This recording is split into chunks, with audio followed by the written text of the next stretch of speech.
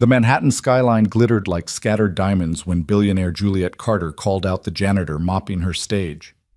"You there," she said, pointing at the man in worn coveralls. "Care to demonstrate some Tai Chi with me just for fun?" The crowd of investors laughed. The janitor set down his mop. What happened next would shatter every assumption about power mastery and what true strength really means. Stay with me until the end of this incredible story, and let me know in the comments which city you're watching from. I'd love to see how far this tale travels. The September evening wrapped Manhattan in a golden embrace, painting the glass towers with honey-colored light that seemed to promise endless possibilities. On the rooftop of the Meridian building, 47 floors above the churning streets, Juliet Carter stood at the center of her carefully orchestrated world. At 38, she commanded attention with the kind of presence that made boardrooms fall silent and competitors second-guess their strategies. Her tailored white suit caught the breeze, and her movements held the fluid grace of someone who'd spent 2 decades mastering the ancient art of Tai Chi.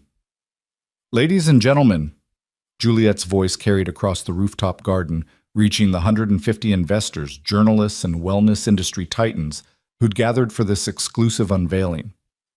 "Tonight we don't just launch a wellness empire. We launch a revolution in how humanity understands balance, power, and inner strength." Behind her massive LED screens displayed the logo of Harmony Dynamics, a sleek fusion of Eastern philosophy and Western ambition. The company promised to bring authentic Tai Chi training to corporate America with centers planned in 12 major cities. The first would open here in Manhattan next month, and the pre-sales had already topped $8 million. Mason Cole pushed his mop across the temporary stage, working around the edges of the spotlight that bathed Juliet in its warm glow. At 41, he moved with the careful efficiency of someone who'd learned to be invisible in plain sight. His coveralls bore the building's maintenance logo faded from countless washes. A few steps behind him, perched on a folding chair near the service entrance, his 9-year-old daughter Lila hunched over her homework, her backpack beside her feet. "Dad, I'm hungry," Lila whispered when Mason passed near her chair. "20 more minutes, sweetheart," Mason murmured back, his voice barely audible above the cocktail chatter. "Then we'll grab those dumplings you like from Chen's." Juliet continued her presentation, demonstrating a series of Tai Chi movements that drew appreciative murmurs from the crowd. Her form was technically perfect. Each gesture measured, each transition smooth as silk. She'd trained with masters in Beijing, competed in international tournaments, written 3 best-selling books on the intersection of martial arts and business strategy. "The beauty of Tai Chi," she explained, completing a movement called parting the wild horse's mane, lies not in aggression but in redirecting force. In business, as in life, the greatest power comes from turning opposition into opportunity. The investors nodded, champagne glasses catching the light from the string of Edison bulbs overhead. Among them stood Sloan Whitman, Juliet's chief operating officer, a woman whose shark-like smile had sealed more deals than anyone cared to count. At 52, Sloan had orchestrated the aggressive expansion that transformed Juliet's boutique wellness studio into a $50 million enterprise. "This is going perfectly," Sloan whispered to her assistant Meredith. "The Journal, the Times Wellness Weekly, they're all here. By tomorrow morning, Juliet's face will be on every lifestyle page in the country." Near the bar, Cole Barrett held court with a cluster of fitness influencers. At 28, Cole was everything the modern fitness industry worshipped: carved abs, perfect stubble, 17 million Instagram followers, and a line of supplements that generated 7 figures monthly. He'd been brought in as Harmony Dynamics celebrity trainer, the face that would sell Tai Chi to millennials who thought meditation meant checking their phones less than 50 times a day.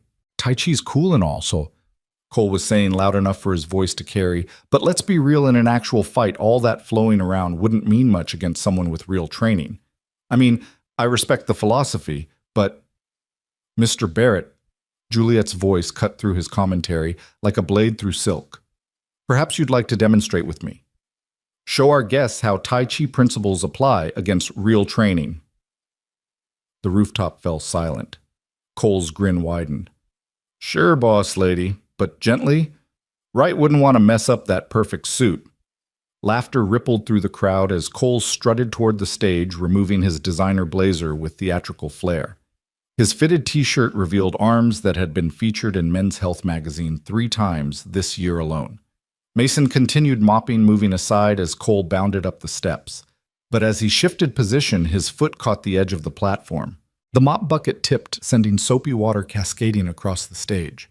Juliet stepped back, her white shoes now speckled with grimy droplets. "Oh God, I'm so sorry," Mason said, immediately dropping to his knees to contain the spill. "Seriously," Cole's voice dripped with disdain. "We're trying to do a demonstration here. Can't the janitor work somewhere else?" Mason kept his eyes down, working the mop with practiced strokes. "I'll have it cleaned up in just a moment, sir." Juliet studied the maintenance worker for a beat longer than necessary. Something about the way he moved economical balanced, never wasting a gesture, caught her attention. "Actually," she said, an idea sparking in her mind, "this gentleman might help us with our demonstration." Mason looked up, confusion flickering across his weathered face. "Ma'am, you've been watching me practice," Juliet observed. "I've noticed you here during our rehearsals this week, always working, but always watching. Have you studied Tai Chi?" I've seen a little," Mason replied carefully. Cole laughed. "Oh, this is rich. You want the janitor to demonstrate what's next, the hot dog vendor teaching CrossFit." "Why not?" Juliet's smile held a challenge. "Tai Chi is supposed to be for everyone, isn't it? Rich or poor, young or old. If our philosophy means anything, then this gentleman should be able to learn just as easily as anyone else." She turned to Mason. "What's your name?" "Mason Cole, ma'am." "Well, Mr. Cole, would you mind helping us just for fun? I'll show you some basic movements and you can try to mirror them. It would actually be perfect for our investors to see how accessible Tai Chi can be." Mason glanced toward Lila, who was watching with wide eyes. She gave him a tiny nod, the kind of encouragement only a daughter can give her father. "I suppose I could try," Mason said, setting his mop aside. "This is a waste of time," Sloane muttered to Meredith. "We should stick to the script." But Juliet was already positioning Mason beside her on the stage. "Just follow my movements," she instructed. "The fundamental principle is to move like water, never rigid, always flowing." She began with a simple sequence, grasping the sparrow's tail. Mason watched for a moment, then began to mirror her movements. His form wasn't just good. It was eerily precise, as if his body remembered patterns it had traced 1,000 times before. "Interesting," Juliet said, her competitive instincts stirring. "You've definitely done this before. Let's try something more advanced."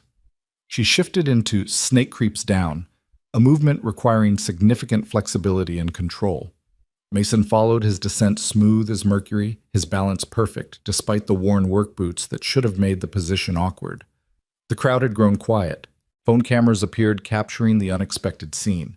The billionaire in her pristine suit and the janitor in his stained coveralls moving in unexpected harmony. "Okay," Juliet said, a new edge in her voice. "Let's make this more interesting. In Tai Chi, we have something called push hands. It's about sensing and redirecting your partner's energy. Mr. Cole, would you mind if we demonstrated?" Mason hesitated. "Ma'am, I should probably get back to—" "Come on, man," Cole called out. "Don't leave the boss hanging. Besides, I want to see this." Mason's shoulders shifted almost imperceptibly, a decision being made. "All right, but just briefly." They stood facing each other, hands raised in the traditional starting position. Juliet pressed forward with her right palm, expecting the usual resistance or clumsy deflection she encountered with beginners. Instead, Mason's hand met hers with perfect pressure, not resisting, not yielding, but somehow making her force disappear into nothing. She found herself stepping forward into empty space off balance for a fraction of a second before Mason's gentle guidance restored her equilibrium. "Whoa!" someone in the crowd murmured. Juliet's eyes sharpened. She tried again, this time with a circular pressing motion designed to uproot an opponent's stance. Mason moved like smoke, his body turning at precisely the right angle to let her force flow past him, while his own hand found her elbow, redirecting her momentum back toward her center. She had to take a quick step to maintain balance. "You've trained," she said, no longer making it a question. "A little," Mason replied quietly. "Show me," Juliet commanded, her voice carrying the authority that had built an empire. Really show me. She attacked now not with the demonstration moves she'd been using, but with real Tai Chi combat applications. Her hands flew in complex patterns, seeking to trap unbalance and control. Mason moved like water, finding its way through cracks in stone. Every technique she attempted seemed to dissolve the moment it met his response. He wasn't fighting her. He was simply occupying the spaces where her force wasn't turning her own momentum into elegant circles that led nowhere. Holy shit! Cole breathed his phone out and recording. The entire rooftop had gone silent except for the whisper of feet on the stage and the distant hum of the city below.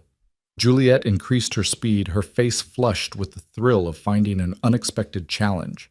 She attempted a technique called diagonal flying, a movement designed to use an opponent's resistance against them. Mason flowed with it, his body rotating in a way that transformed her offensive movement into what looked like an elaborate dance step. For a moment, they moved in perfect synchronization, as if they'd rehearsed this routine for years. "Who are you?" Juliet asked, breathing harder now. Mason didn't answer. Instead, he did something unexpected. As Juliet committed to a particularly aggressive push, he didn't redirect it. He absorbed it completely, his body becoming soft as cotton, drawing her forward until she was overextended. Then, with a gentleness that belied the technique's potential violence, he guided her into a spin that should have sent her tumbling. But his other hand was already there, supporting her lower back, turning what could have been a takedown into something that looked like a ballroom dance dip. The crowd erupted in spontaneous applause. Juliet stood there, her perfect composure cracked for the first time anyone could remember. That was cloud hands into empty force. That's a master-level technique. Where did you learn it? Here and there, Mason said, already stepping back. His body language returning to that of a humble maintenance worker. "If you'll excuse me, ma'am, I should finish cleaning." "Wait, Juliet said, but Cole had already bounded onto the stage. "Okay, that was actually pretty impressive for a janitor," Cole announced, his voice carrying that particular tone of someone who couldn't stand being upstaged. "But let's see how that mystic flowing stuff works against someone with actual combat training." He dropped into a fighter's stance, not Tai Chi, but mixed martial arts, the kind of position that appeared on pay-per-view events and drew millions of viewers. "Cole," Juliet warned, "this isn't that kind of—" But Cole was already moving, throwing a quick jab toward Mason's shoulder, not full force, but enough to make a point. Mason shifted slightly, the punch sliding past him, as if he'd simply decided to be somewhere else. Cole followed with a cross, then a hook. Each punch found only air, Mason moving with minimal effort, his face calm as still water. "Stop running," Cole growled, his face reddening. He threw a harder punch, this one aimed at Mason's chest. Mason's hand came up not to block, but to guide his palm, barely touching Cole's wrist. The young trainer's momentum carried him forward, and suddenly he was stumbling past Mason, completely off balance. Mason's hand found Cole's shoulder, steadying him before he could fall. "You okay?" Mason asked quietly. Cole spun around, fury in his eyes. "Don't patronize me, janitor."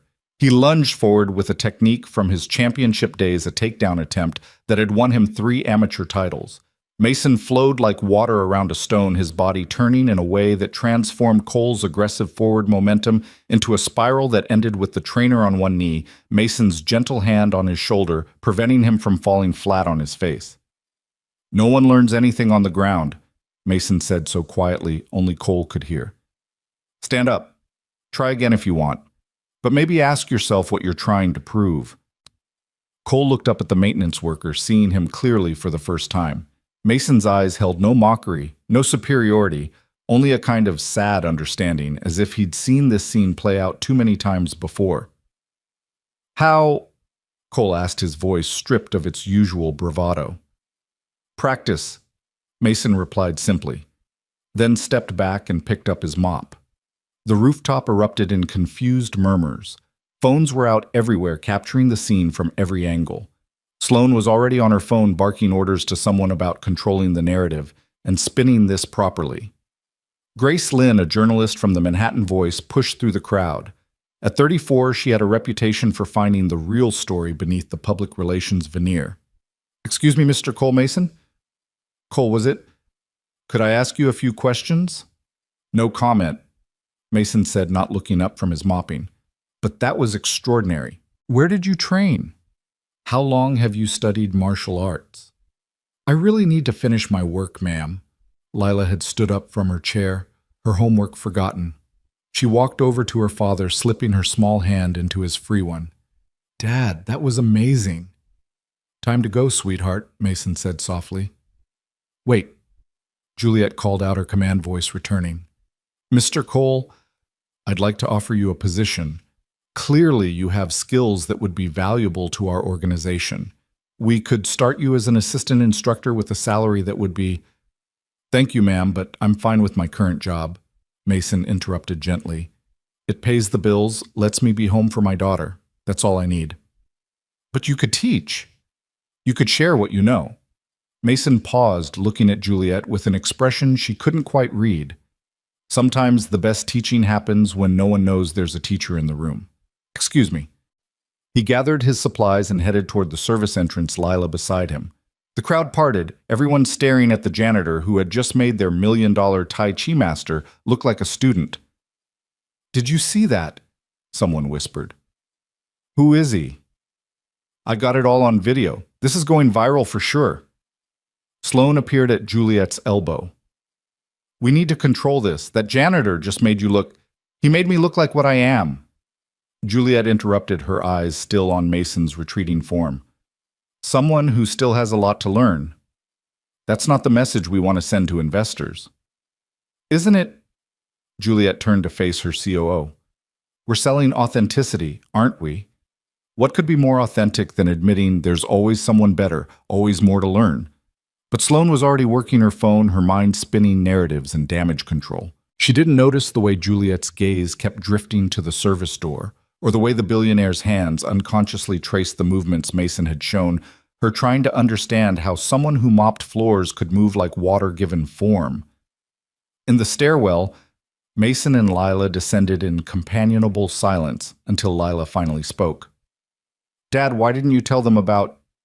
Some stories don't need to be told, sweetheart, Mason said gently. Besides, we've got dumplings to get, remember? But you were amazing. Everyone was staring. Mason stopped on the landing of the 32nd floor, kneeling to look his daughter in the eye.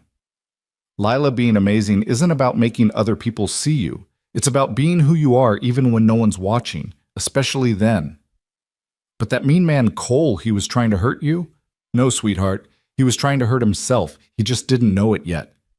They continued down the stairs, Mason's footfalls steady and sure. Behind them, the rooftop party continued, but something had shifted in the atmosphere. The investors were talking rapidly, phones pressed to ears. Cole stood at the edge of the roof, staring at his hands as if they belonged to someone else. And Juliet Carter, who had built an empire on the principle of perfect control, found herself unbalanced in a way that had nothing to do with physical combat. Grace Lynn was already typing on her phone, her journalist instincts on fire. She'd covered hundreds of corporate events, but she'd never seen anything like this. A janitor who moved like a master, a billionaire who'd been beaten at her own game, a celebrity trainer humbled by someone society would consider beneath him. There was a story here, maybe the story of her career. She approached Sloane Whitman, who was deep in conversation with someone from her PR team. Ms. Whitman, could I get a statement about what just happened? Sloane's smile was sharp as winter. What happened was a wonderful demonstration of Tai Chi's universal appeal. Mr. Cole, one of our building's maintenance staff, showed natural aptitude that proves our point. Anyone can learn these techniques. But he didn't just learn them. He clearly mastered them. He made Miss Carter and Mr. Barrett look like... He made them look generous and inclusive, Sloane interrupted smoothly. Willing to share the stage with someone from any walk of life.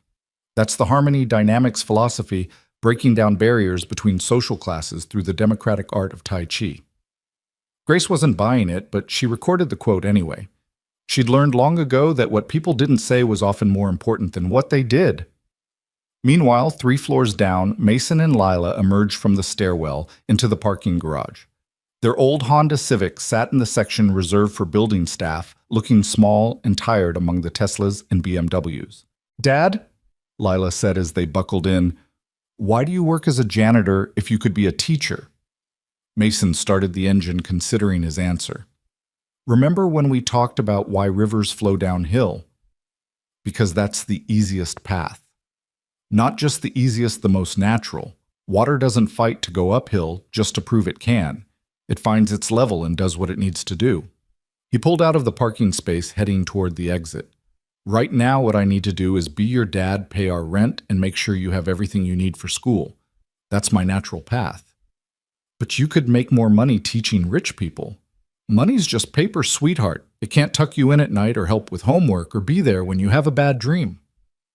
They drove through the Manhattan evening, the city lights blurring past like scattered stars. Neither of them noticed the black town car that pulled out behind them, maintaining a careful distance. Inside, Sloane Whitman spoke rapidly into her phone. I don't care what it costs. I want to know everything about Mason Cole by morning, employment history, background, everything. Something's not right here. Back on the rooftop, the party was winding down, but Juliet remained on the stage, moving through the same sequences she'd practiced with Mason. Every technique felt different now, infected with the memory of how easily he'd dissolved her force into nothing. Cole approached, his swagger notably diminished. Juliet, I'm sorry about what? Showing our investors exactly what we're up against. What do you mean? She stopped moving, fixing him with the stare that had cowed boardrooms full of executives. Don't you see? If a janitor can do what he just did, what does that say about everything we're building? Either we're selling something real, in which case we need to understand what he knows, or we're selling an illusion, in which case we're frauds. He got lucky, Cole said, but even he didn't sound convinced. Lucky. Juliet laughed, but there was no humor in it. He could have put you in the hospital, Cole. Instead, he kept you from falling 3 times. That's not luck, that's a level of control we can only dream about. She walked to the edge of the roof, looking out over the city. Somewhere out there, a janitor was taking his daughter for dumplings, carrying secrets she couldn't begin to guess. But she would find out. Juliet Carter hadn't built her empire by accepting mysteries. She solved them, controlled them, turned them into assets. We need him, she said quietly. What? Cole joined her at the railing. We need him to teach, to show us what we're missing. He said no. Everyone has a price. Cole was quiet for a moment. You know, when he had me off balance, when he could have hurt me, the look in his eyes, it wasn't mercy, it was sadness. Like he pitied me. Maybe he did. A janitor pitying me. That's rich. Juliet turned to study her celebrity trainer. Is it? You attacked a man who was just trying to do his job in front of his daughter to prove something that didn't need proving. Maybe pity was exactly the right response. She left Cole standing there and walked back across the rooftop, her heels clicking on the composite decking. The investors had mostly departed, leaving behind the usual detritus of a successful event. Empty glasses, forgotten name tags, the lingering scent of expensive perfume. Grace Lynn intercepted her at the elevator. Ms. Carter, one question. Do you think what happened tonight will affect investor confidence in Harmony Dynamics? Juliet considered the reporter for a long moment. Grace had intelligent eyes, the kind that saw through corporate spin. Off the record, if you prefer. I think tonight showed that there's more to Tai Chi than what we're selling, and that should either terrify my investors or inspire them. I haven't decided which yet. And what about you? Are you terrified or inspired? Juliet smiled, and for the first time all evening, it reached her eyes. Both, Ms. Lynn. Definitely both. The elevator doors closed, leaving Grace alone on the rooftop. She looked at her phone, at the notes she'd been taking, at the videos she'd captured. This was bigger than just a corporate event gone strange. This was about authenticity in an age of artificial everything, about mastery hiding in minimum wage work, about the assumptions people made based on appearance and status. She thought about Mason Cole, the way he'd moved, the way he'd chosen mercy over dominance. There was a story there buried beneath the surface. And Grace Lynn was very good at digging. In Chen's Dumpling House, a small restaurant squeezed between a dry cleaner and a phone repair shop, Mason and Lila sat at their usual table by the window. The owner, Mr. Chen, brought their order without being asked: pork dumplings for Lila, vegetable for Mason, extra sauce on the side. Tough day, Mr. Chen asked in Mandarin, noticing something different in Mason's posture. Complicated. Mason replied in the same language, his accent nearly perfect. Mr. Chen's eyebrows rose. He'd been serving Mason for 3 years and had never heard him speak anything but English. "You surprise me, my friend." "Sometimes we surprise ourselves," Mason said, switching back to English for Lila's benefit. After Mr. Chen returned to the kitchen, Lila looked at her father with wonder. "You speak Chinese?" "A little." "What else don't I know about you?" Mason reached across the table to ruffle her hair. "Hopefully nothing important. Eat your dumplings before they get cold." They ate in comfortable silence, the city flowing past outside like a river of lights and lives. Mason's phone buzzed the building supervisor, asking if he could cover an extra shift tomorrow. He texted back yes, same as always. "Dad," Lila said through a mouthful of dumpling, "do you ever wish things were different?" "Different how?" "I don't know. That we had more money, lived in a better place, that Mom was still—" She trailed off, suddenly interested in her chopsticks. Mason was quiet for a moment, choosing his words carefully. "I wish your mom was still here every day, but everything else? We have what we need, Lila. A roof over our heads, food on the table, and each other. That's not nothing. But those people tonight, they have so much more. Do they? That woman, Miss Carter. She's got all the money in the world, but she spent tonight trying to prove she was the best at something. The young man Cole, he's famous, but he needed everyone to see how tough he was. Sometimes having more just means you have more to lose." Lila considered this, her 9-year-old mind working through complex ideas. "But you beat them both. Doesn't that make you the best?" "There's no best, sweetheart. There's just practice and patience and trying to do better today than yesterday. Besides," he smiled, "I didn't beat anyone. I just didn't lose. That's the same thing." "No, it's really not. But you'll understand when you're older." They finished their meal and walked home through the cooling evening. Their apartment building was a pre-war walk-up in Queens, 5 stories of fading brick and fire escapes. The stairs creaked as they climbed to the 4th floor, and Mason had to jiggle the key just right to open their door. The apartment was small but clean one-bedroom that Lila had, while Mason slept on a pull-out couch in the living room. The walls were covered with Lila's artwork and school achievement certificates. A small shrine sat in the corner with a photo of a woman who shared Lila's eyes and Mason's smile. "Homework, then bed." Mason said the nightly ritual as comfortable as breathing. While Lila worked on her math problems, Mason stood by the window looking out at the city. Somewhere out there, powerful people were probably discussing him, dissecting what had happened, trying to fit him into a box they could understand. He'd stayed invisible for 3 years, just another face in the crowd of people who kept the city running. Now that invisibility was cracked, perhaps broken entirely. His phone rang. Unknown number. He let it go to voicemail. It rang again immediately. This time he answered. "Mr. Cole." The voice was female, professional, unfamiliar. "My name is Victoria Nash. I'm a producer with Urban Legends, the streaming documentary series. We'd like to talk to you about what happened tonight." Mason hung up. The phone rang again, different number. He turned it off entirely. "Dad?" Lila looked up from her homework. "Is everything okay?" "Everything's fine, sweetheart. How's the math going?" "I hate fractions."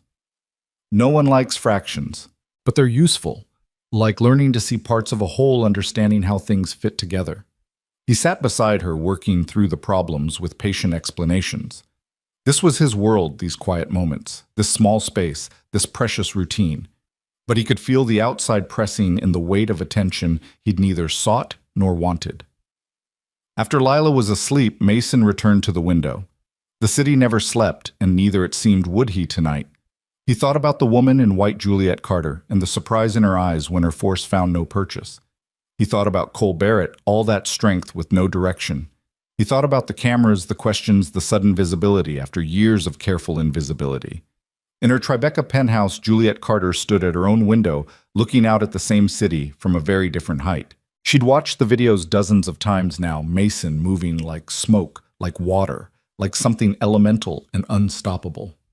Her shoulders still remembered the gentle pressure of his hand guiding her out of her own mistake. "Who are you?" she asked the night. The night has always kept its secrets, but tomorrow would be different. Tomorrow Sloane would have her report. Tomorrow, They would know everything about Mason Cole. Tomorrow she would make him an offer he couldn't refuse. Or so she thought. Because Juliet Carter, for all her success and power and skill, had never met someone who had already refused everything the world had to offer, who had chosen invisibility over fame, simplicity over complexity, presence over ambition. She was about to learn that some people couldn't be bought, couldn't be pressured, couldn't be moved. Like water, they simply found their level and stayed there no matter how hard you tried to make them rise. The next morning arrived with unseasonable rain, turning Manhattan into a mirror of itself, every surface reflecting the gray sky above. Mason's alarm went off at 4:30 a.m., same as always, but this time he found 17 missed calls on his phone when he turned it back on. 3 from unknown numbers, 4 from the building supervisor, and 10 from a number that Google told him belonged to Harmony Dynamics corporate headquarters. He deleted them all and went to make breakfast. Lila emerged from her room at 6, already dressed for school, her backpack heavy with books. She found her father sitting at their small kitchen table, a cup of black coffee growing cold in his hands, while he stared at nothing in particular. "You're worried, Bo," she said, not making it a question. "Just thinking. About last night." Mason looked at his daughter, really looked at her. 9 years old, but those eyes held wisdom that came from losing a mother at 6, from watching her father work 2 jobs to keep them afloat, from understanding early that the world didn't owe anyone anything. "It might get complicated for a while," he admitted, "because you showed them what you can do, because I showed them anything at all." The rain drummed against their window as they ate breakfast in silence, oatmeal with sliced bananas, the same meal they'd shared every morning for 3 years. Routine was safety. Routine was invisible, but Mason could feel that invisibility dissolving like sugar in water. His phone rang. The building supervisor. "Mason, where the hell are you? There's media all over the lobby asking about you." "Media?" "Yeah, reporters, cameras, the whole circus. Something about last night." "Look, I don't care what you did, but you better get in through the service entrance. And corporate's been calling. The big boss wants to see you." "Which big boss?" "Carter herself. Her office 9 sharp. Don't be late." The line went dead. Mason looked at Lila, who was pretending not to have heard. "I'll walk myself to school," she said quietly. "Not in this weather. Come on, we'll go together." They took the long way, avoiding the main streets, Mason's old army instincts kicking in as he mapped alternate routes in his head. The rain helped, giving them cover under a shared umbrella, making them just another parent and child in the morning rush. But he could feel the change in the air, the way attention bent toward him like flowers following the sun. At PS 47, Lila turned to him before going inside. "Dad, are we going to have to move again?" The question hit him like a physical blow. They'd moved twice before when things got complicated, when the past came knocking. He'd promised her this time would be different. "I hope not, sweetheart. But if we do, then we do. Together. Like always."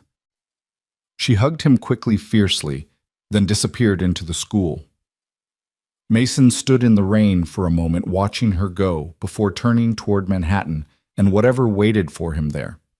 The service entrance to the Meridian building was supposed to be his secret route, but 3 reporters had already found it. They rushed toward him, phones extended like weapons. "Mason Cole, can you comment on last night's viral video? Is it true you're a former military operative? What's your relationship with Juliet Carter?" He pushed past them without a word, badging in with security, who looked at him with new interest. Everyone had seen the video. In the service elevator, his phone showed him why. The footage from last night had been edited, remixed, set to music turned into memes. "Janitor destroys billionaire and Instagram star" had 12 million views and climbing. Someone had slowed down the moment where he'd redirected Cole's punch, analyzing it frame by frame like evidence of the supernatural. Mason closed his eyes and practiced breathing exercises he'd learned in places he tried not to remember. The executive floor of the Meridian building was a different world from the basement where Mason usually worked. Glass and chrome and modern art that cost more than he made in a decade. The receptionist, a young man with perfect hair and an uncertain smile, directed him to wait. He didn't wait long. Mr. Cole, Sloan Whitman, emerged from a conference room, her smile sharp enough to cut glass. "So good of you to come. I was told it wasn't optional." Nothing's optional when it comes to protecting our interests. She gestured for him to follow. Ms. Carter is waiting. Juliet's office occupied the building's southwest corner, floor-to-ceiling windows, offering a view of the Hudson River and beyond. She stood with her back to them when they entered, still in white, though today it was a business suit that probably cost more than most people's cars. Leave us, Sloan. But leave us. Sloane's jaw tightened, but she withdrew, closing the door with a click that sounded like a trap being set. Juliet turned around and Mason saw she hadn't slept either.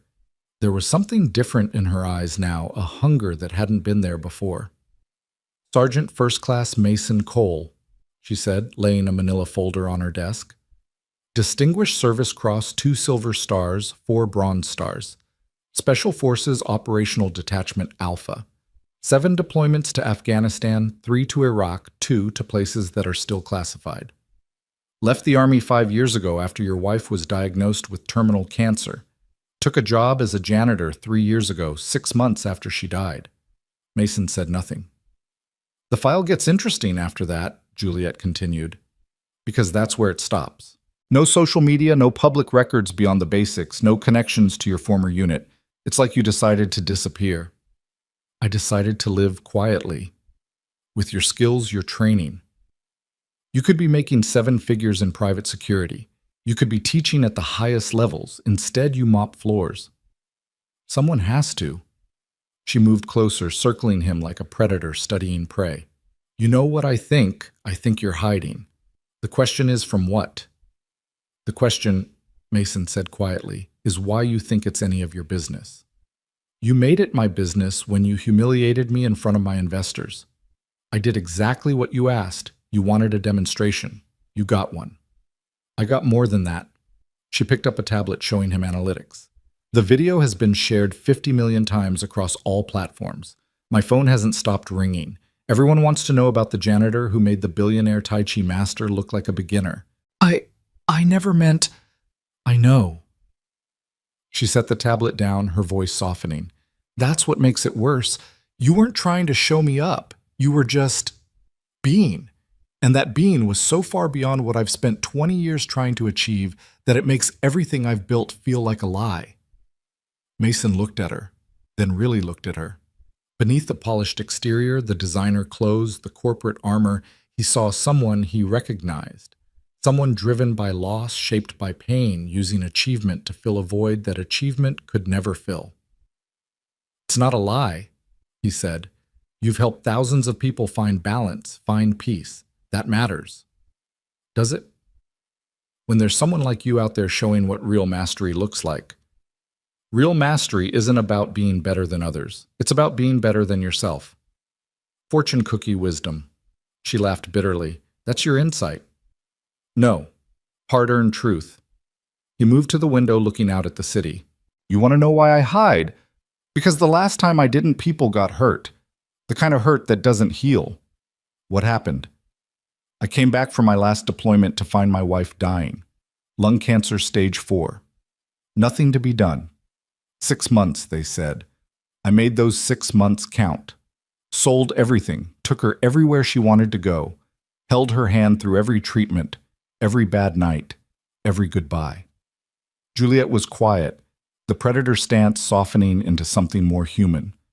After she died, Mason continued, I was lost, angry.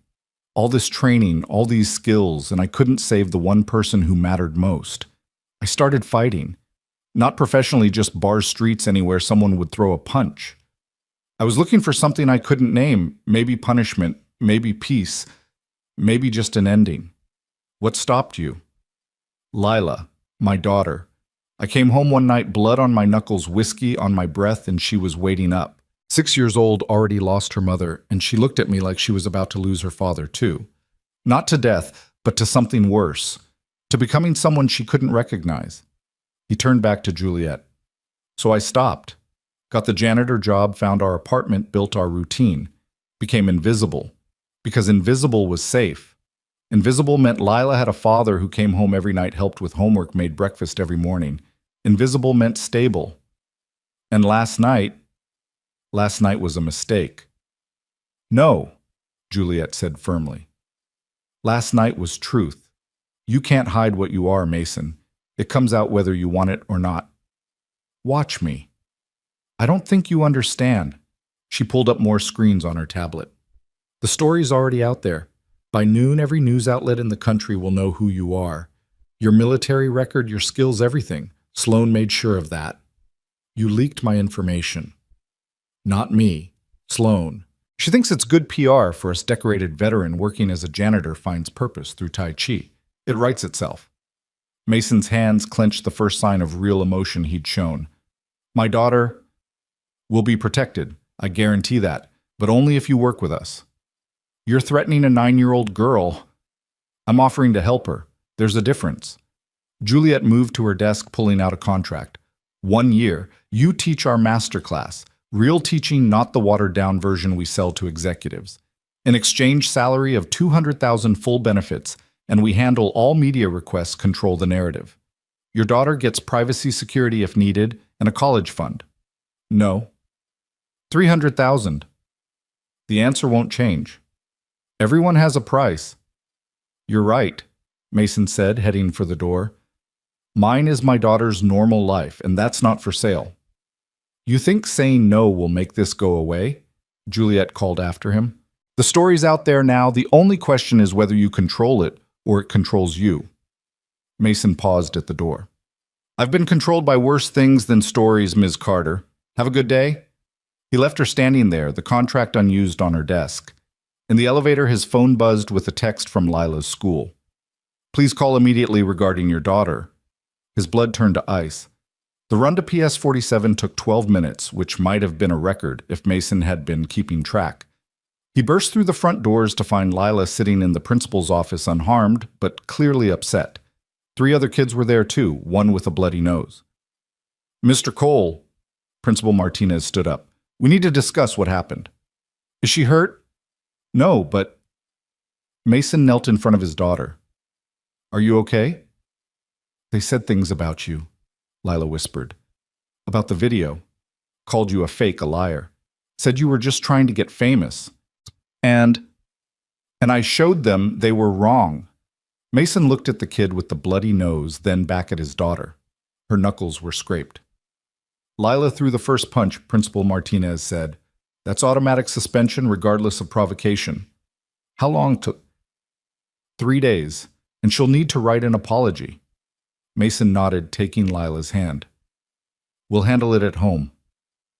They walked out together, Lila having to take 3 steps for each of his. The rain had stopped, but the clouds remained heavy and watching. I'm sorry, she said in a small voice, for defending your father. For fighting. You always said fighting doesn't solve anything. Mason stopped walking, crouching down to her level. I said fighting doesn't solve anything worth solving. There's a difference between violence as a solution and standing up for people you love. But I got suspended. Sometimes doing the right thing has consequences. The question is whether you can live with them. Can you... With what's happening because of last night? He thought about the reporters, the leaked military record, Juliet's offer, the story spinning out of control. I don't know yet, but we'll figure it out together. They went home to find their apartment building surrounded by news vans. Mrs. Chen from 4B was on the front steps, arms crossed, refusing to let anyone inside. This is private property, she was saying in accented English. You go now or I call police. Mrs. Chen, Mason called out. It's okay. She turned to relief, flooding her face. Mr. Mason, these people, they crazy. Say you some kind of kung fu master. I tell them you just fix things, mind own business. Thank you. He guided Lila past the cameras, ignoring the shouted questions. Inside, Mrs. Chen followed them. Is true, she asked quietly. What they say, some of it. She studied him for a long moment, then nodded. You good man. Good father. That's what true. She patted Lila's head. You hungry? I make dumpling. We're okay, Mrs. Chen. Thank you. She left them, but not before shooting one more glare at the reporters visible through the lobby glass. In their apartment, Mason found 17 more messages on the answering machine he'd forgotten he owned.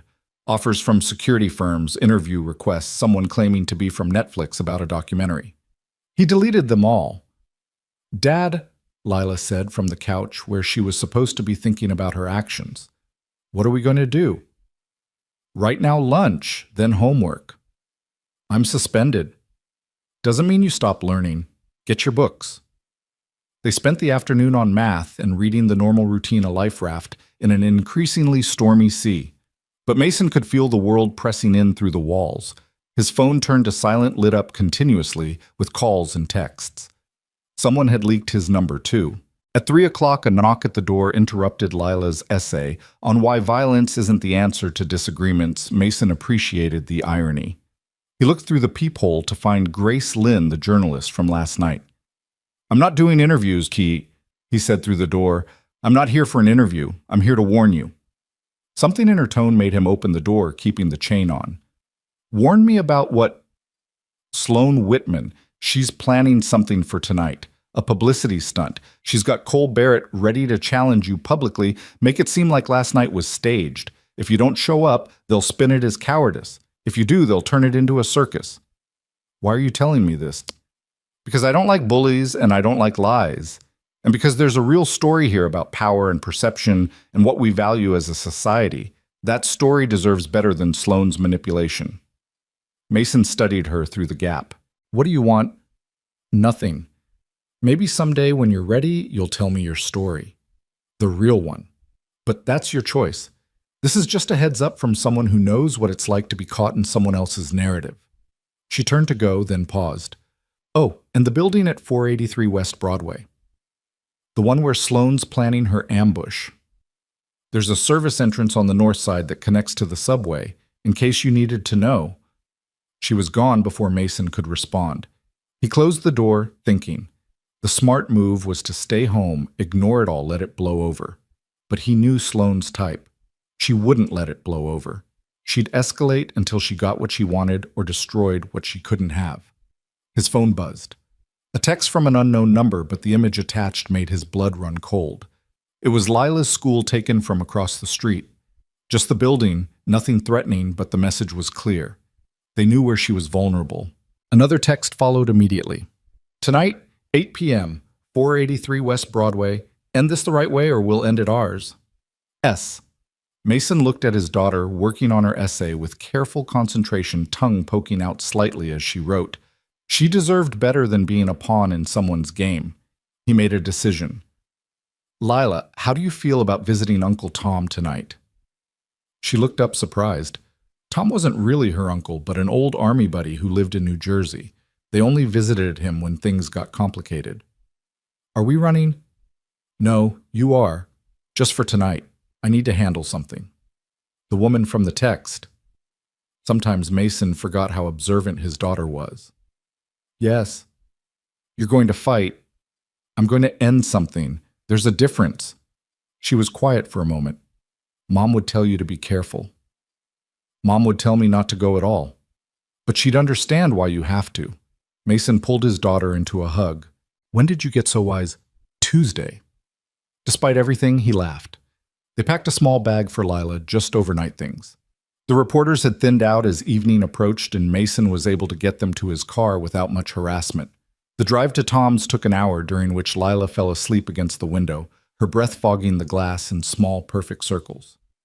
Tom met them at the door, all 6 feet 4 inches of him still built like the linebacker he'd been before the Army.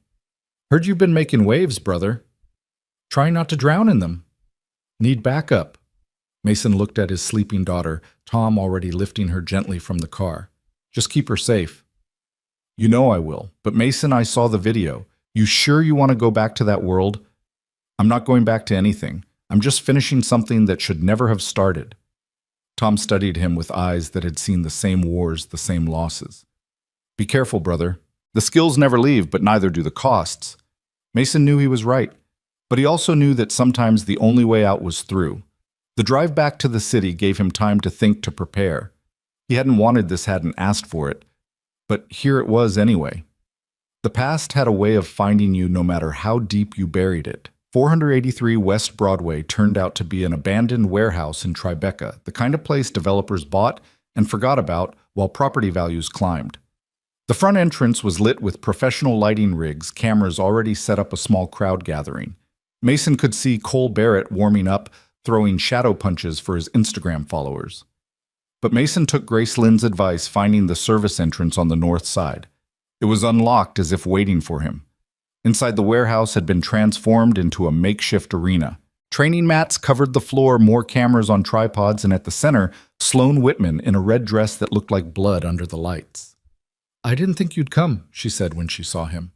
"You threatened my daughter. I motivated you. There's a difference." "No, there isn't."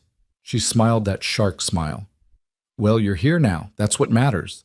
The show starts in 30 minutes. Cole's been training all day studying the footage, preparing. This time will be different." "Will it?" "Oh yes. See, last night you caught us by surprise. Tonight we're ready. Cole knows your moves now, your patterns. And there are stakes. Stakes. If Cole wins, you work for us. Sign the contract, become our spokesman, the whole package. If you win, really win, not just your defensive dancing, we leave you alone. Forever. No more reporters, no more threats, just your quiet little life back. And if I don't fight, then the story becomes about the coward janitor who was exposed as a fraud, and that story follows your daughter for the rest of her life." Mason looked around the warehouse. He could see the exits, the angles, the spaces. His mind automatically calculated distances, possibilities, probabilities. The old training never really went away. It just waited. "One condition," he said. "You're not in a position to negotiate." "I'm always in a position to negotiate." He let something shift in his voice and his stance, and saw Sloane take an involuntary step back. "The fight happens, but no cameras. No recordings. Just the people here to witness. That defeats the entire purpose." "No, it doesn't. You want to humiliate me? Fine. But you do it in person, not for clicks and views. That's the deal." Sloane considered, then shook her head. "The cameras stay on. Then I leave." "Then your daughter—" Mason moved then, not attacking, but simply closing the distance between them faster than Sloane could process. He stopped inches from her, close enough that she could feel his breath, see the absolute emptiness in his eyes where fear should have been. "Finish that sentence," he said quietly. "Please give me a reason." Sloane swallowed hard, and for the first time since he'd met her, she looked genuinely afraid. "The cameras stay on, but we don't broadcast live. We only use the footage if you lose. And if I win, we delete everything. Pretend tonight never happened." Mason stepped back, the threat dissipating like smoke. "Deal." The crowd was growing now.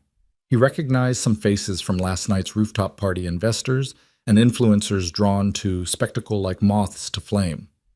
Juliet entered from the main entrance dressed in black, this time her face unreadable. "You didn't have to come," she told Mason. "Yes, I did." "This isn't what I wanted." "But it's what you allowed." She had no answer for that. Cole bounded into the center of the mat, all nervous energy and manufactured confidence. He'd changed his hair, his outfit trying to project a different image from the man who'd been humbled the night before. "Ready for round 2, janitor?" Mason didn't answer, just walked onto the mat. He could feel the shift in the room's energy, anticipation crackling like electricity before a storm. "Gentlemen," Sloane announced, playing to the cameras despite their supposed deal. "Last night raised questions. Tonight provides answers. Mr. Barrett, Mr. Cole, you may begin when ready." Cole didn't wait. He came in fast and low, having learned from his previous mistakes.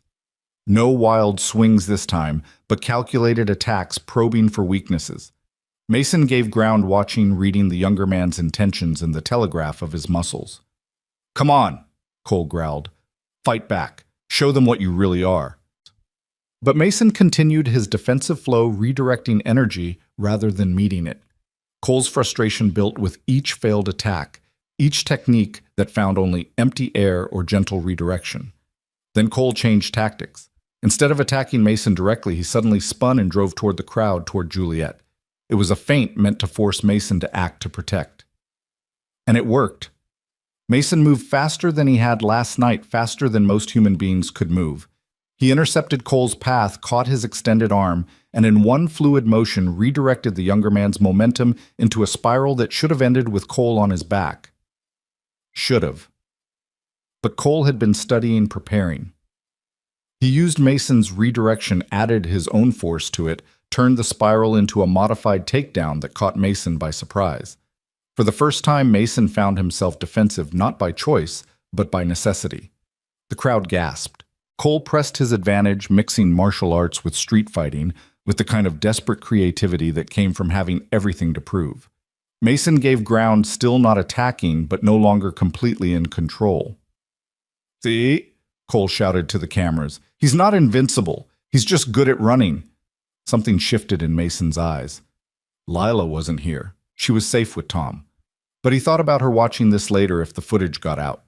Thought about her seeing her father called a coward, a runner, a fraud.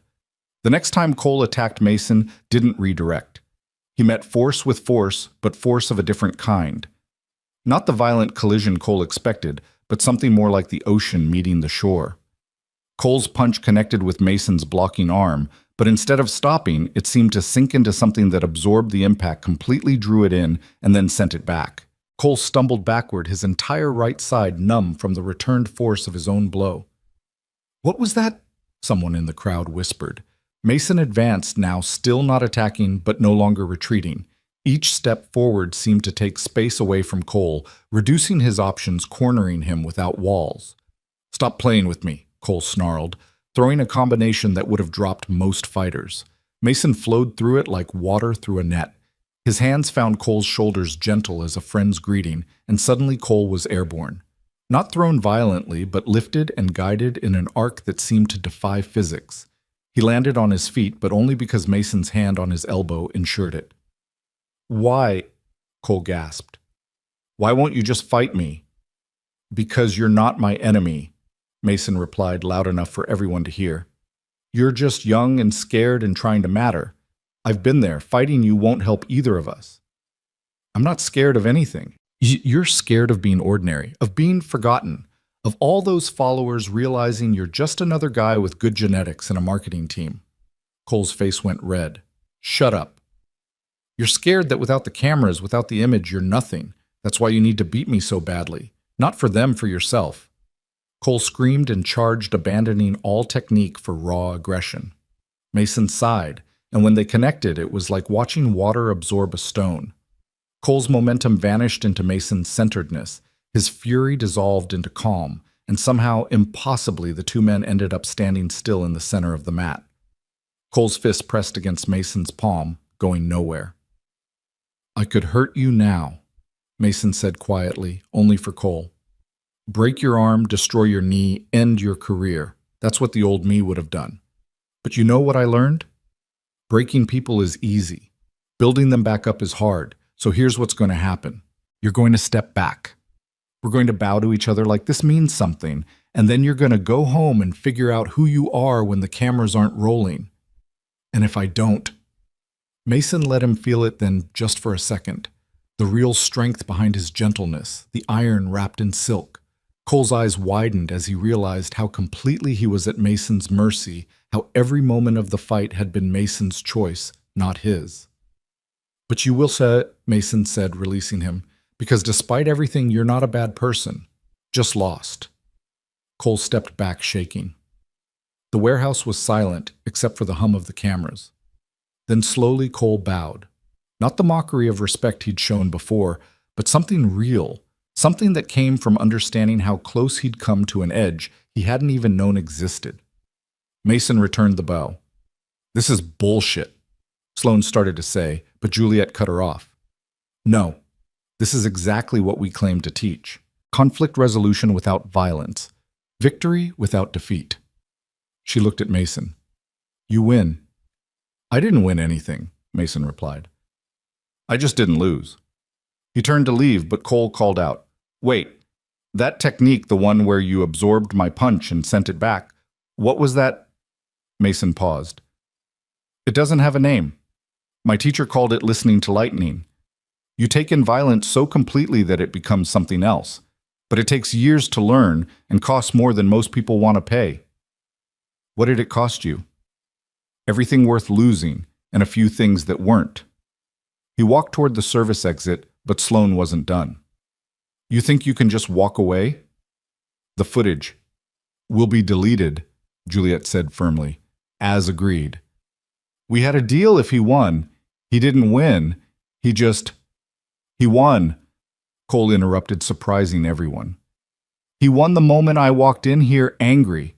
Everything after that was just him trying to teach me something. You're fired, Sloane spat at him.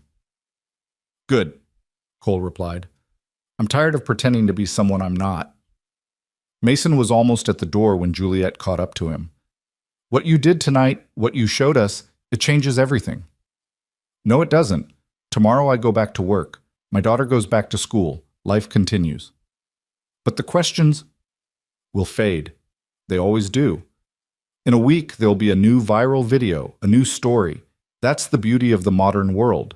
Nothing stays important for long. And if I want to learn, really learn, not the performance we sell. Mason studied her for a long moment. You know where I work. The basement's always open. You'd teach me. I'd teach anyone who's really ready to learn. But most people aren't.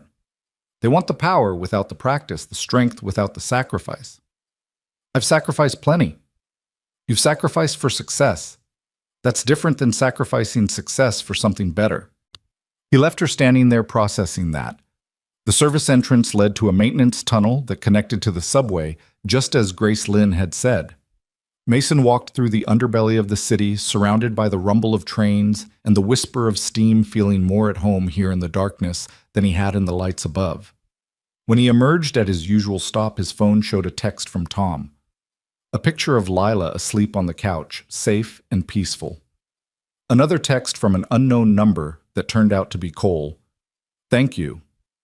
Mason deleted both conversations and walked home through empty streets.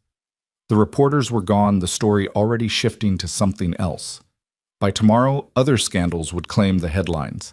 By next week, he'd be invisible again. But when he got to his apartment, he found Grace Lynn sitting on his front steps. No camera, no recorder, just a cup of coffee and tired eyes. I'm not doing an interview, he said. I know. I just wanted to tell you that Sloane's been fired. Juliet cleaned house tonight, and the footage has been deleted. I made sure of it. How I have my ways. She stood to leave, then turned back. You know, the real story isn't about a janitor who knows Tai Chi. It's about a society that only values what it can see, measure, and monetize. Your invisibility is a kind of rebellion against that. It's not rebellion, it's just life. Maybe that's the most rebellious thing of all.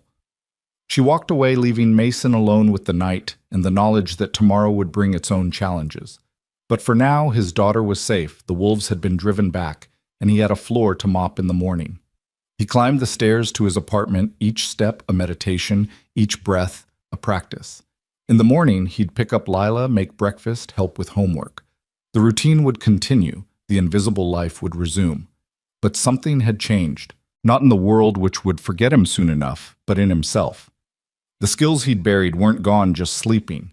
The warrior he'd been wasn't dead, just transformed. And maybe, just maybe, that was exactly what his daughter needed to see. That strength wasn't about dominance, but about choice. That power wasn't about being seen, but about seeing clearly.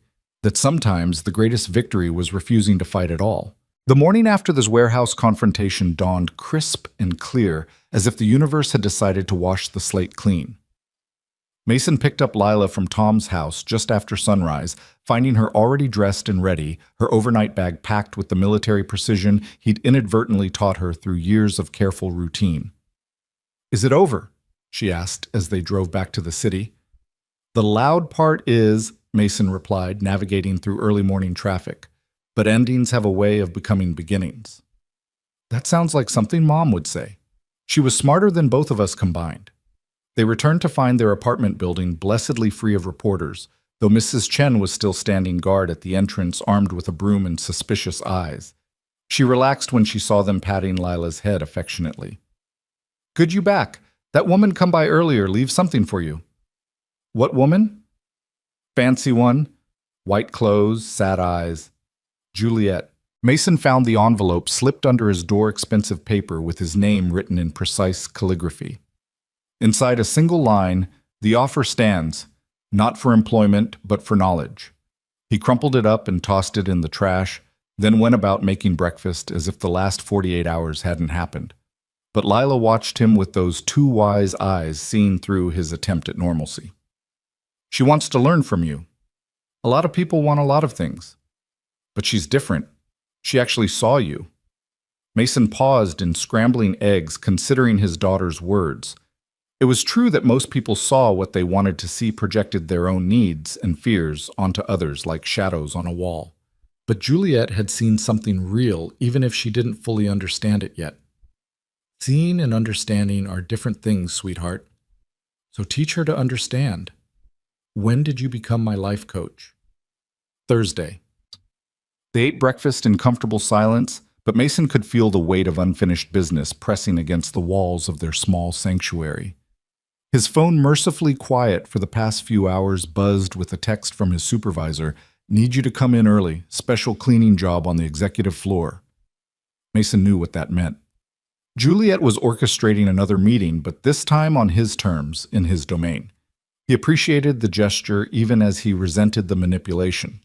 He dropped Lila at school, watching until she was safely inside before heading to work. The 3-day suspension would start tomorrow, giving them one normal day to pretend everything was fine.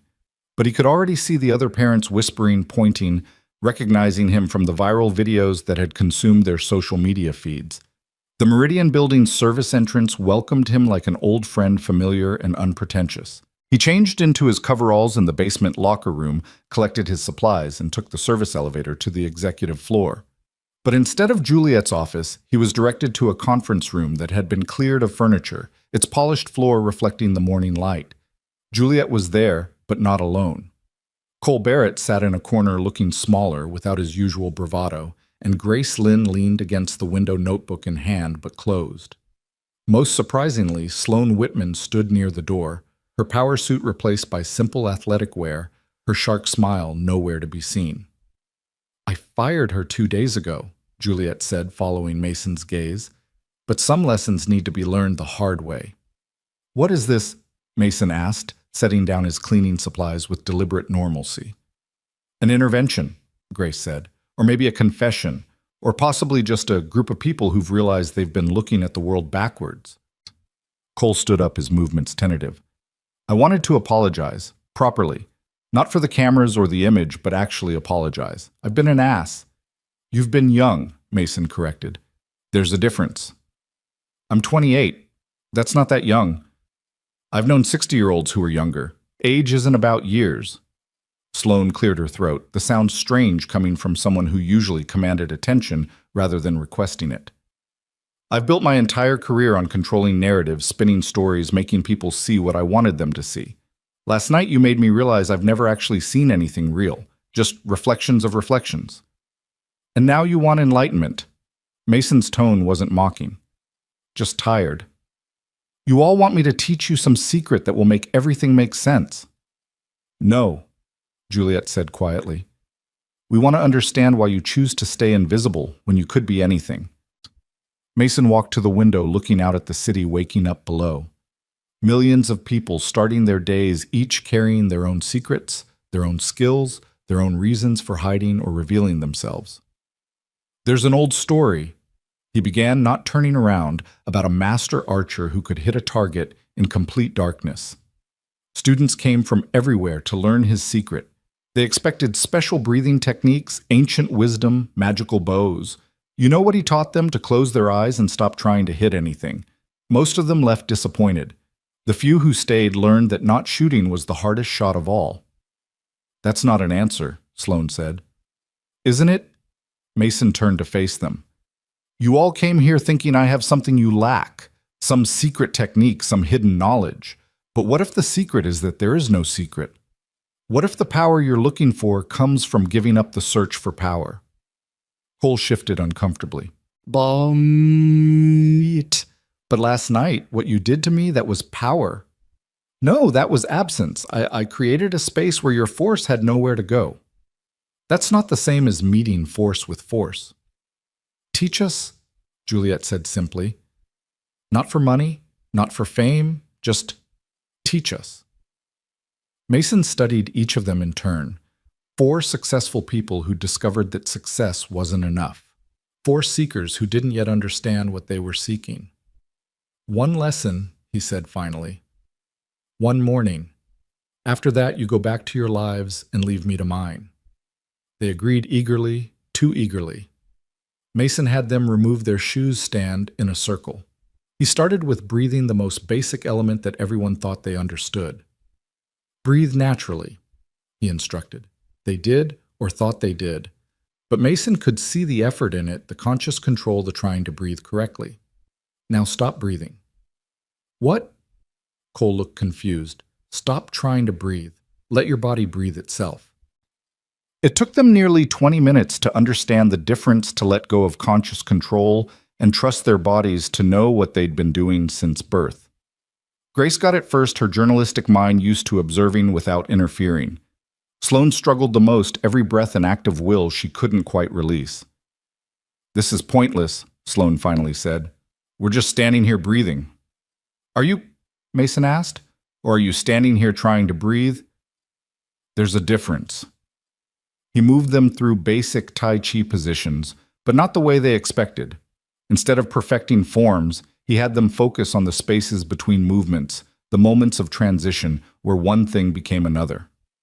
You're all trying to get somewhere, he observed as they moved. Trying to complete the form, reach the next position. But what if the journey is the destination? What if the space between is where everything actually happens? Juliet, despite her 20 years of training, found herself struggling with this approach. Everything she'd learned was about precision, perfection, achieving ideal forms. Mason was asking her to forget the destination and exist in the traveling. I don't understand, she admitted, frustration creeping into her voice. Good, Mason replied. Understanding is overrated.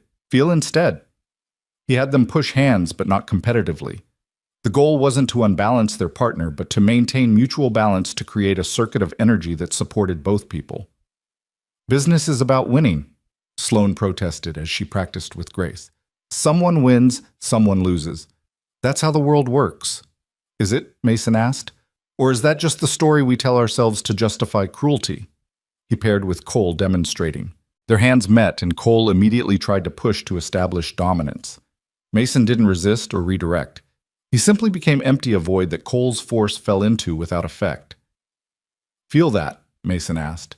You're fighting yourself. I'm just space for you to explore your own force. But in a real fight, the person who understands this principle has already won, not because they're stronger, but because they're not playing the same game. They practiced for 2 hours, and slowly something shifted. Not mastery, not even real understanding, but a glimpse of something different. A possibility that strength didn't mean what they thought it meant. Grace was the first to laugh suddenly, unexpectedly. Oh my God, I get it. It's not about the martial art at all, is it? It's about everything. The way we chase success, chase recognition, chase meaning.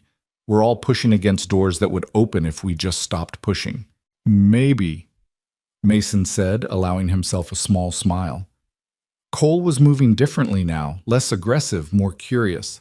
When I was fighting you both times, you weren't really there, were you? I mean, physically, yes, but energetically, you were just space. Where do you punch water? Mason asked. Where do you grab air? The strongest thing is often the thing that offers no resistance. Sloane had tears in her eyes, which seemed to surprise her more than anyone. I've spent 30 years building walls armor protection, creating this image of strength that was really just fear dressed up in expensive clothes. Fear's not the enemy, Mason told her. Fear's just information. The enemy is what we do with fear.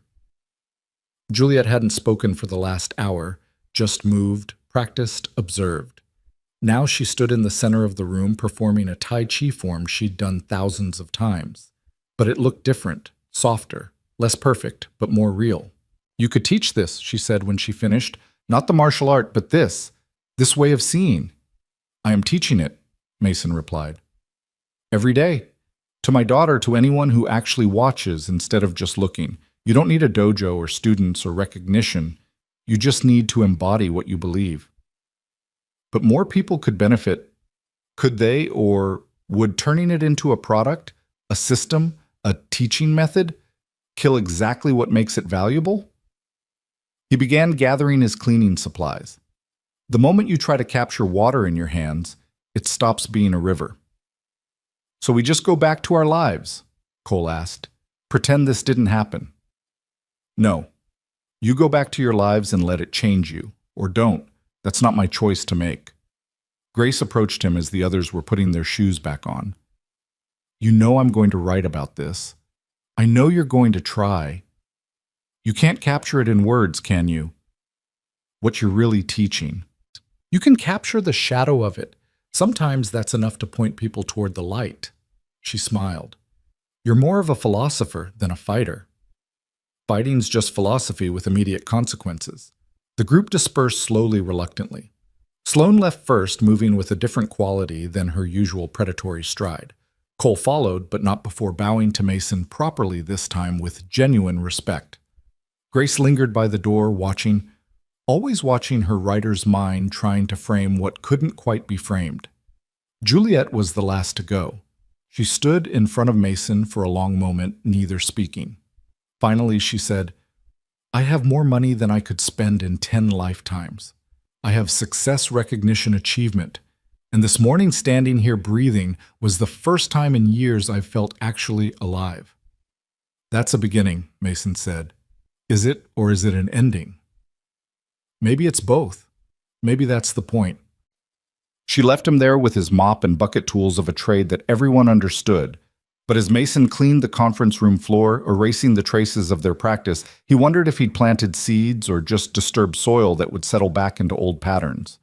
His phone buzzed. A message from Lila's school. Another incident. This time a group of parents had complained about her presence, saying she was a disruptive influence. The principal wanted to meet. Mason sighed and put away his supplies. The world had a way of intruding, no matter how invisible you tried to become. He changed back into street clothes and headed to PS 47, finding a small crowd of parents already in the principal's office. Mr. Cole, Principal Martinez looked tired. We have some concerns. About a 9-year-old girl. About the attention she's bringing to the school. One parent interrupted a woman with perfectly styled hair and designer workout clothes. My daughter says Lila's been teaching other kids to fight. Teaching them to defend themselves, Lila said from her chair in the corner, chin raised defiantly. Same thing, another parent said. No, Mason said quietly. It's not. He walked over to his daughter, kneeling beside her chair. What have you been teaching them? What you taught me. That strength isn't about hurting people, that the best fight is the one that doesn't happen, but also that sometimes you have to stand up for what's right, even if it costs you. She taught my son to let bullies push him around, a father said accusingly. I taught him that bullies are just scared kids trying to feel powerful, Lila retorted. And that if you don't give them the reaction they want, they usually just get confused and leave you alone. Mason felt a surge of pride despite the situation. His daughter had been listening, really listening, all these years. Mr. Cole, Principal Martinez said carefully. While we appreciate Lila's philosophy, we're concerned about liability. If she's teaching martial arts techniques on school property, she's teaching confidence, Mason interrupted. She's teaching kids that they have choices besides victim or aggressor. Isn't that what education is supposed to be about? Not when it involves physical techniques that could lead to injury. Show me, Mason said to his daughter. Show them what you've been teaching. Lila stood up, motioning to one of the parents' kids who'd been watching from the doorway. A small boy, maybe 7, with thick glasses and nervous eyes. Come here, Timothy, Lila said gently. The boy looked at his mother, who nodded reluctantly. He approached Lila like she might explode. Remember what we practiced? Lila asked him. About standing. Timothy nodded and adjusted his posture. Not aggressively, just present. Grounded. Now, if someone pushes you, Lila mimed a push without actually touching him. Timothy shifted slightly, letting the imaginary force pass by maintaining his balance.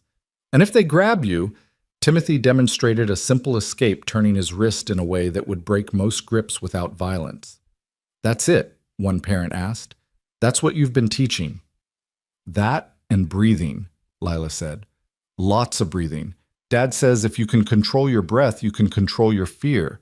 And if you can control your fear, you don't need to fight. The room was quiet for a moment. Then the woman with perfect hair said, "But the videos, the violence." "What violence?" Mason asked. "Show me one moment in any video where I hurt someone. Show me one instance of aggression." They couldn't, of course, because there hadn't been any. "Your daughter is teaching our children to be passive," the accusatory father said. "She's teaching them to be like water," Mason replied, "to flow around obstacles instead of meeting them head-on, to be soft when the world expects hard yielding, when it expects resistance. That's not passive. That's the hardest kind of active there is." Principal Martinez rubbed his temples. "Mr. Cole, I understand what you're saying, but the fact remains that other parents are uncomfortable. Perhaps it would be best if Lila took some time off." "You're suspending her for being helpful. I'm suggesting a voluntary leave while things calm down." Mason looked at his daughter, saw the hurt she was trying to hide behind bravery.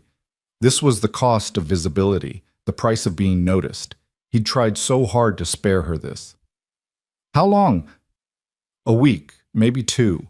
Let the news cycle move on. Let people forget." "People don't forget," Lila said quietly. "They just pretend to." Mason took his daughter's hand. "We'll take the week, but not because we've done anything wrong. Because sometimes the wise action is to step back and let others figure out what they've lost." They left the office together, walking through hallways that suddenly seemed hostile. Other kids stared, whispered. Some with awe, some with fear. Most with the cruel curiosity that children perfected long before adults. Outside, the afternoon sun felt too bright, too exposing. Mason and Lila walked to their car in silence, each processing the unfairness in their own way.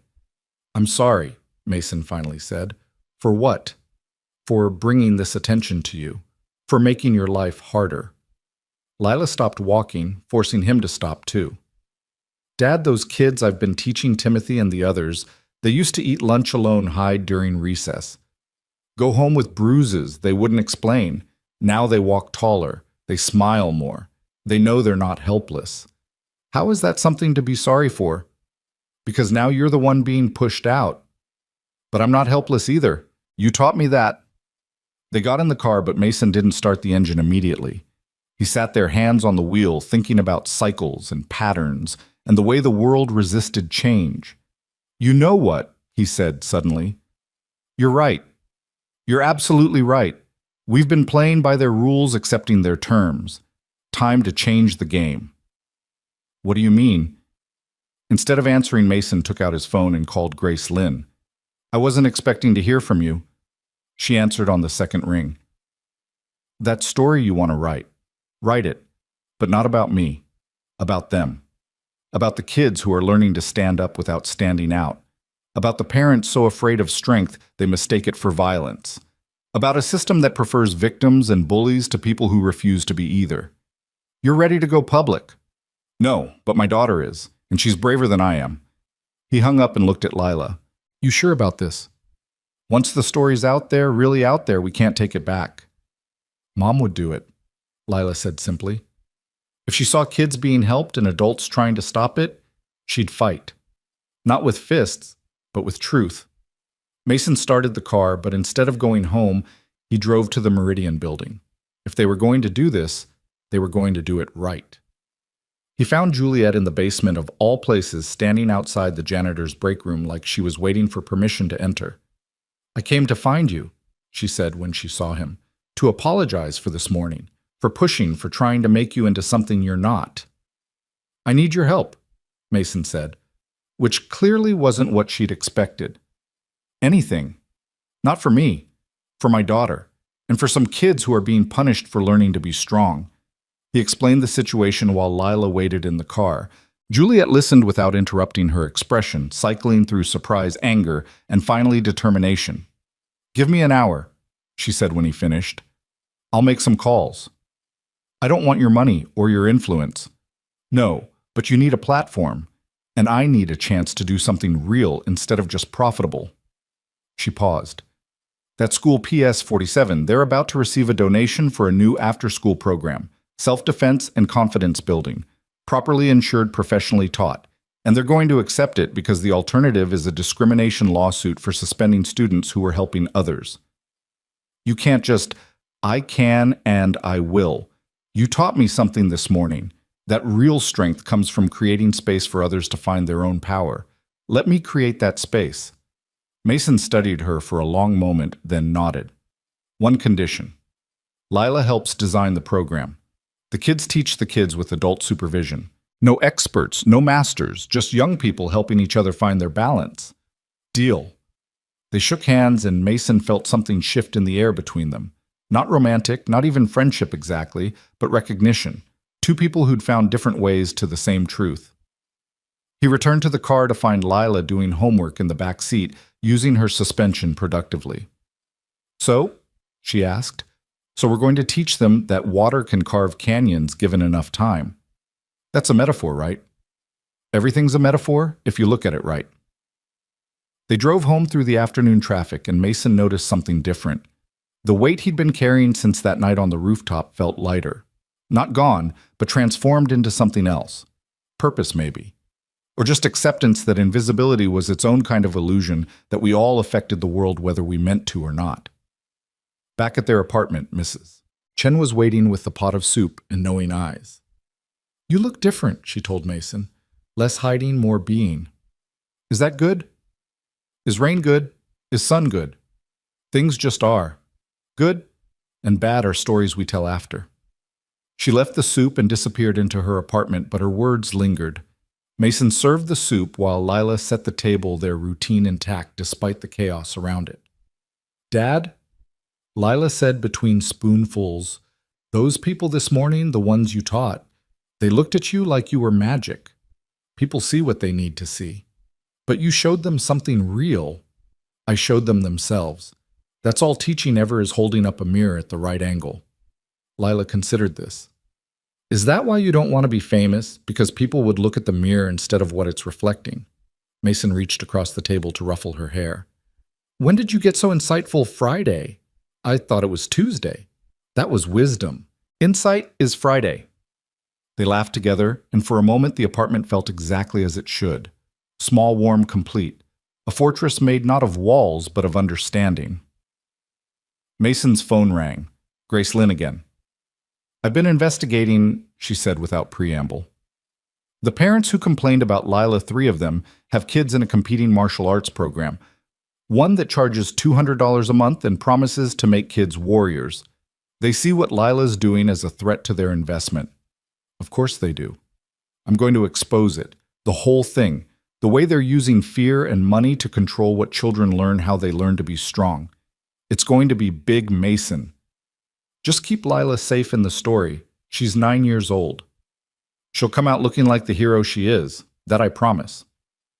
After dinner, as Lila did her homework and Mason cleaned the dishes, he thought about the strange turns life took. A week ago, he'd been invisible, safe in his routines and limitations. Now the world was pressing in from all sides, demanding he be something more than just a janitor who knew how to move like water. But maybe that was the point. Maybe safety was its own kind of prison, and being seen, really seen, was the price of making a difference. His phone buzzed with a text from Cole. Practiced what you taught today. Felt like an idiot, then felt like I was floating, then felt like an idiot again. Progress? Mason typed back, perfect progress. Another text, this one from Sloan. I quit my job. Not fired, quit. Going to teach yoga to kids in the Bronx. Terrible pay. Never been happier. And one from Juliet. Program approved by the school board. Starts Monday. Lila is lead student instructor. You've changed things whether you meant to or not. Mason put the phone away and went to check on his daughter. She was asleep over her homework pencils still in hand, math problems half finished. He carried her to her room, tucked her in, and stood in the doorway for a moment, watching her breathe.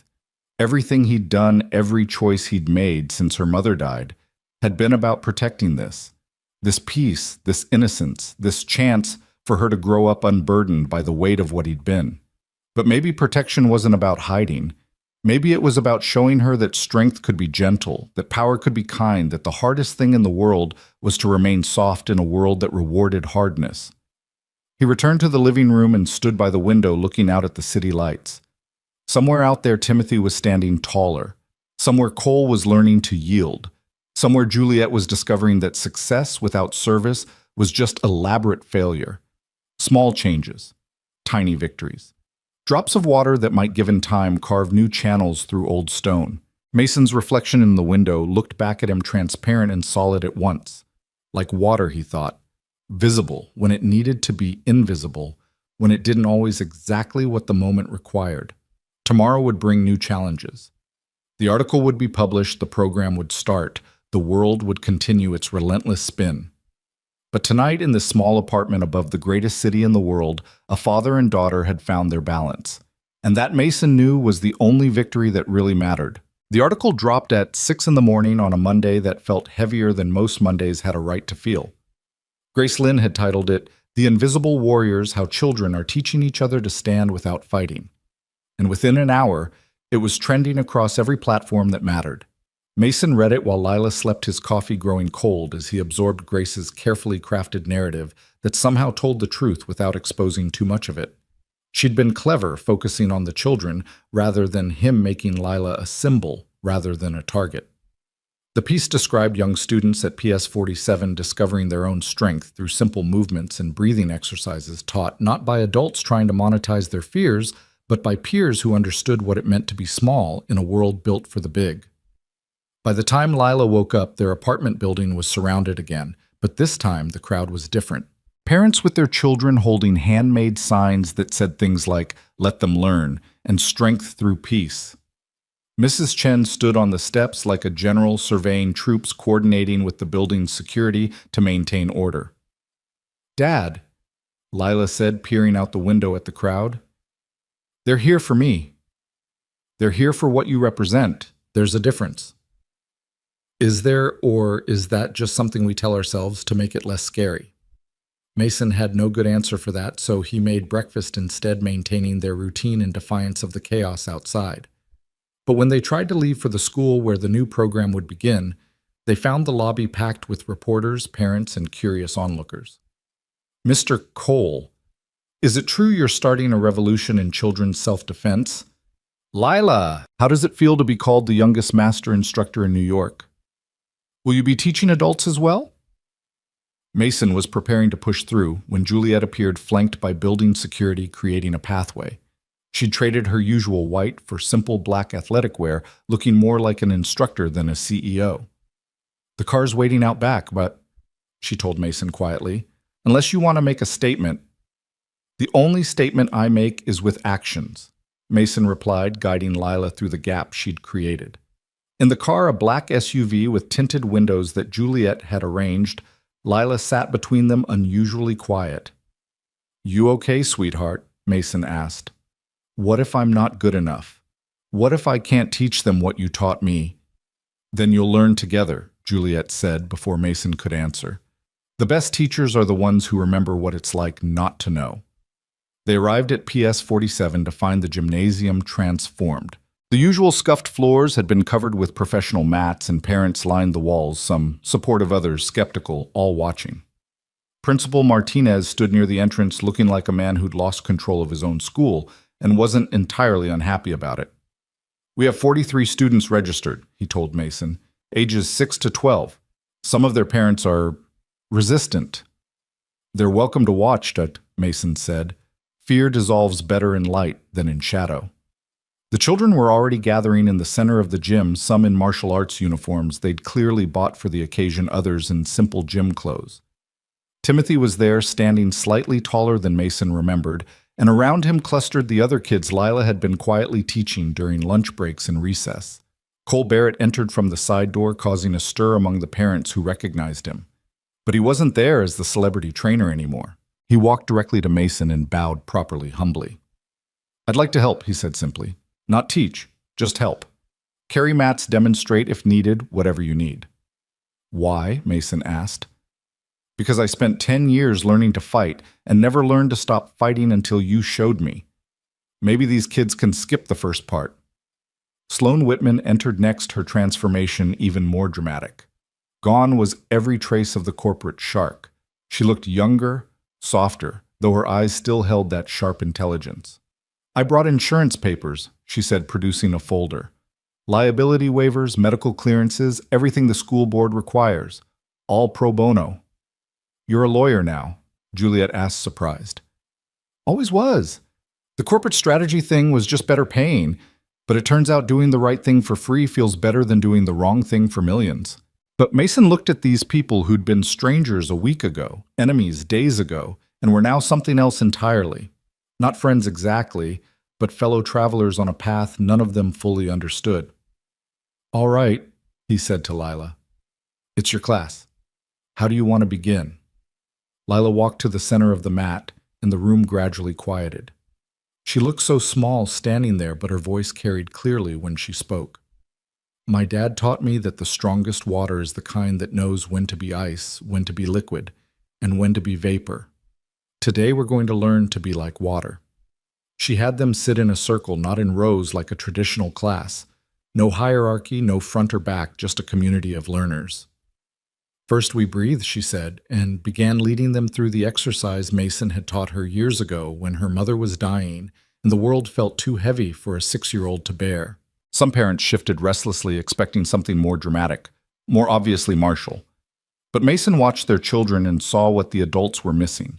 The way tension dissolved from small shoulders, the way fists unclenched, the way fear began to transform into curiosity.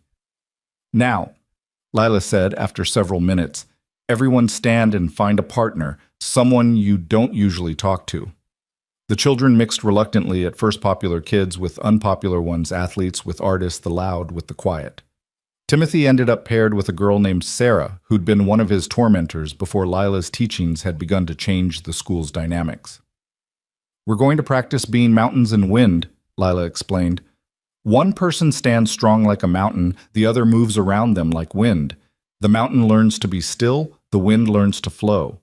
Then we switch. It was beautiful in its simplicity. No combat techniques, no aggressive stances, just children learning to inhabit space differently. Mason saw parents beginning to understand their skepticism softening into something like wonder. But not everyone was convinced. This is ridiculous, a father near the back muttered loud enough to be heard. When is she going to teach them to actually defend themselves? His son, a boy named Marcus, who wore an expensive martial arts uniform, raised his hand. I already know how to fight. I've been taking karate for 3 years. Then you can help demonstrate, Lila said without missing a beat. Would you like to show everyone what you've learned? Marcus strutted to the center, clearly pleased to be singled out. He dropped into an aggressive stance, fists raised. Attack me, he said to Lila. Why? She asked. To show them my defense. But I don't want to attack you. I don't want to attack anyone. Then how can I show them what I know? Maybe, Lila said gently, what you know only works if someone else does something first. What happens if no one attacks? Marcus looked confused, his stance wavering. But that's the whole point. Someone attacks, you defend. Or, Lila suggested, no one attacks and no one needs to defend and we all go home safe. That's naive, Marcus's father called out. The world doesn't work that way. Mason stepped forward, then not to the center, but just enough to be seen.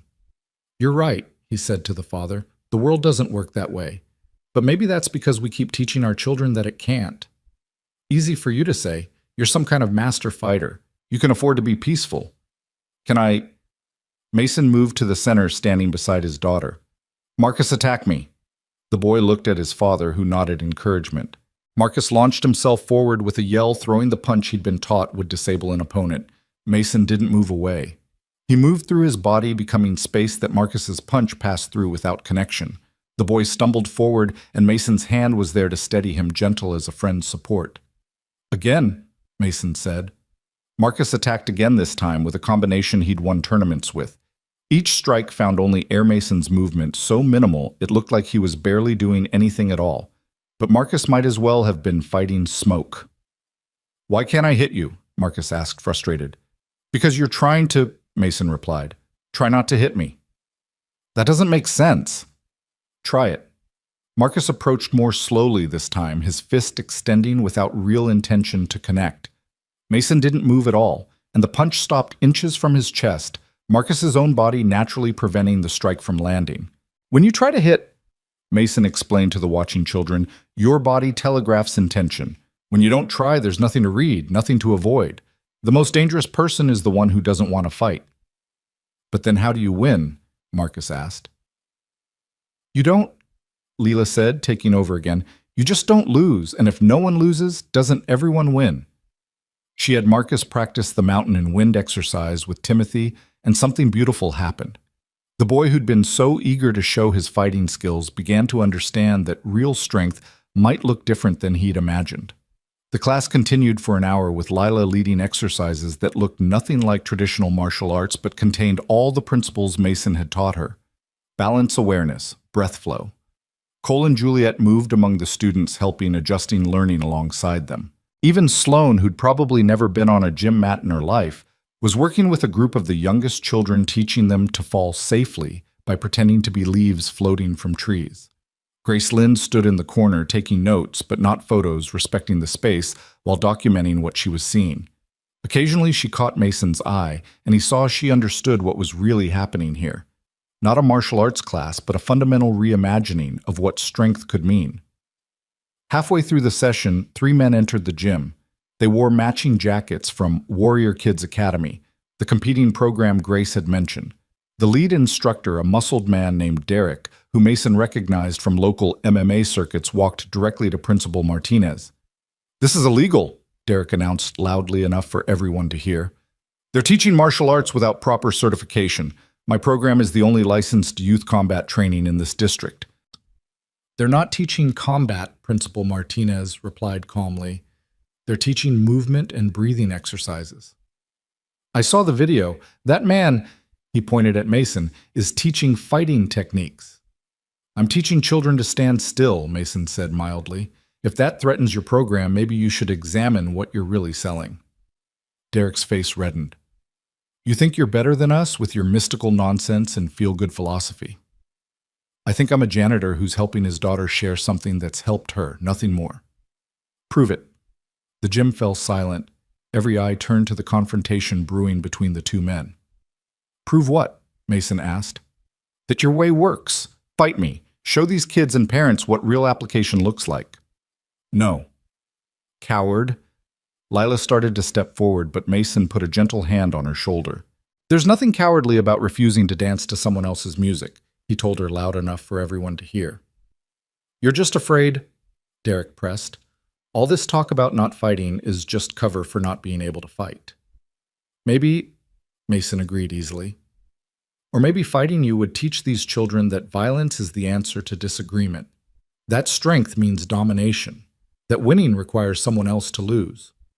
Those are facts of life. No, they're choices we've agreed to pretend are facts." Derek stepped onto the mat. "I'm not leaving until you face me.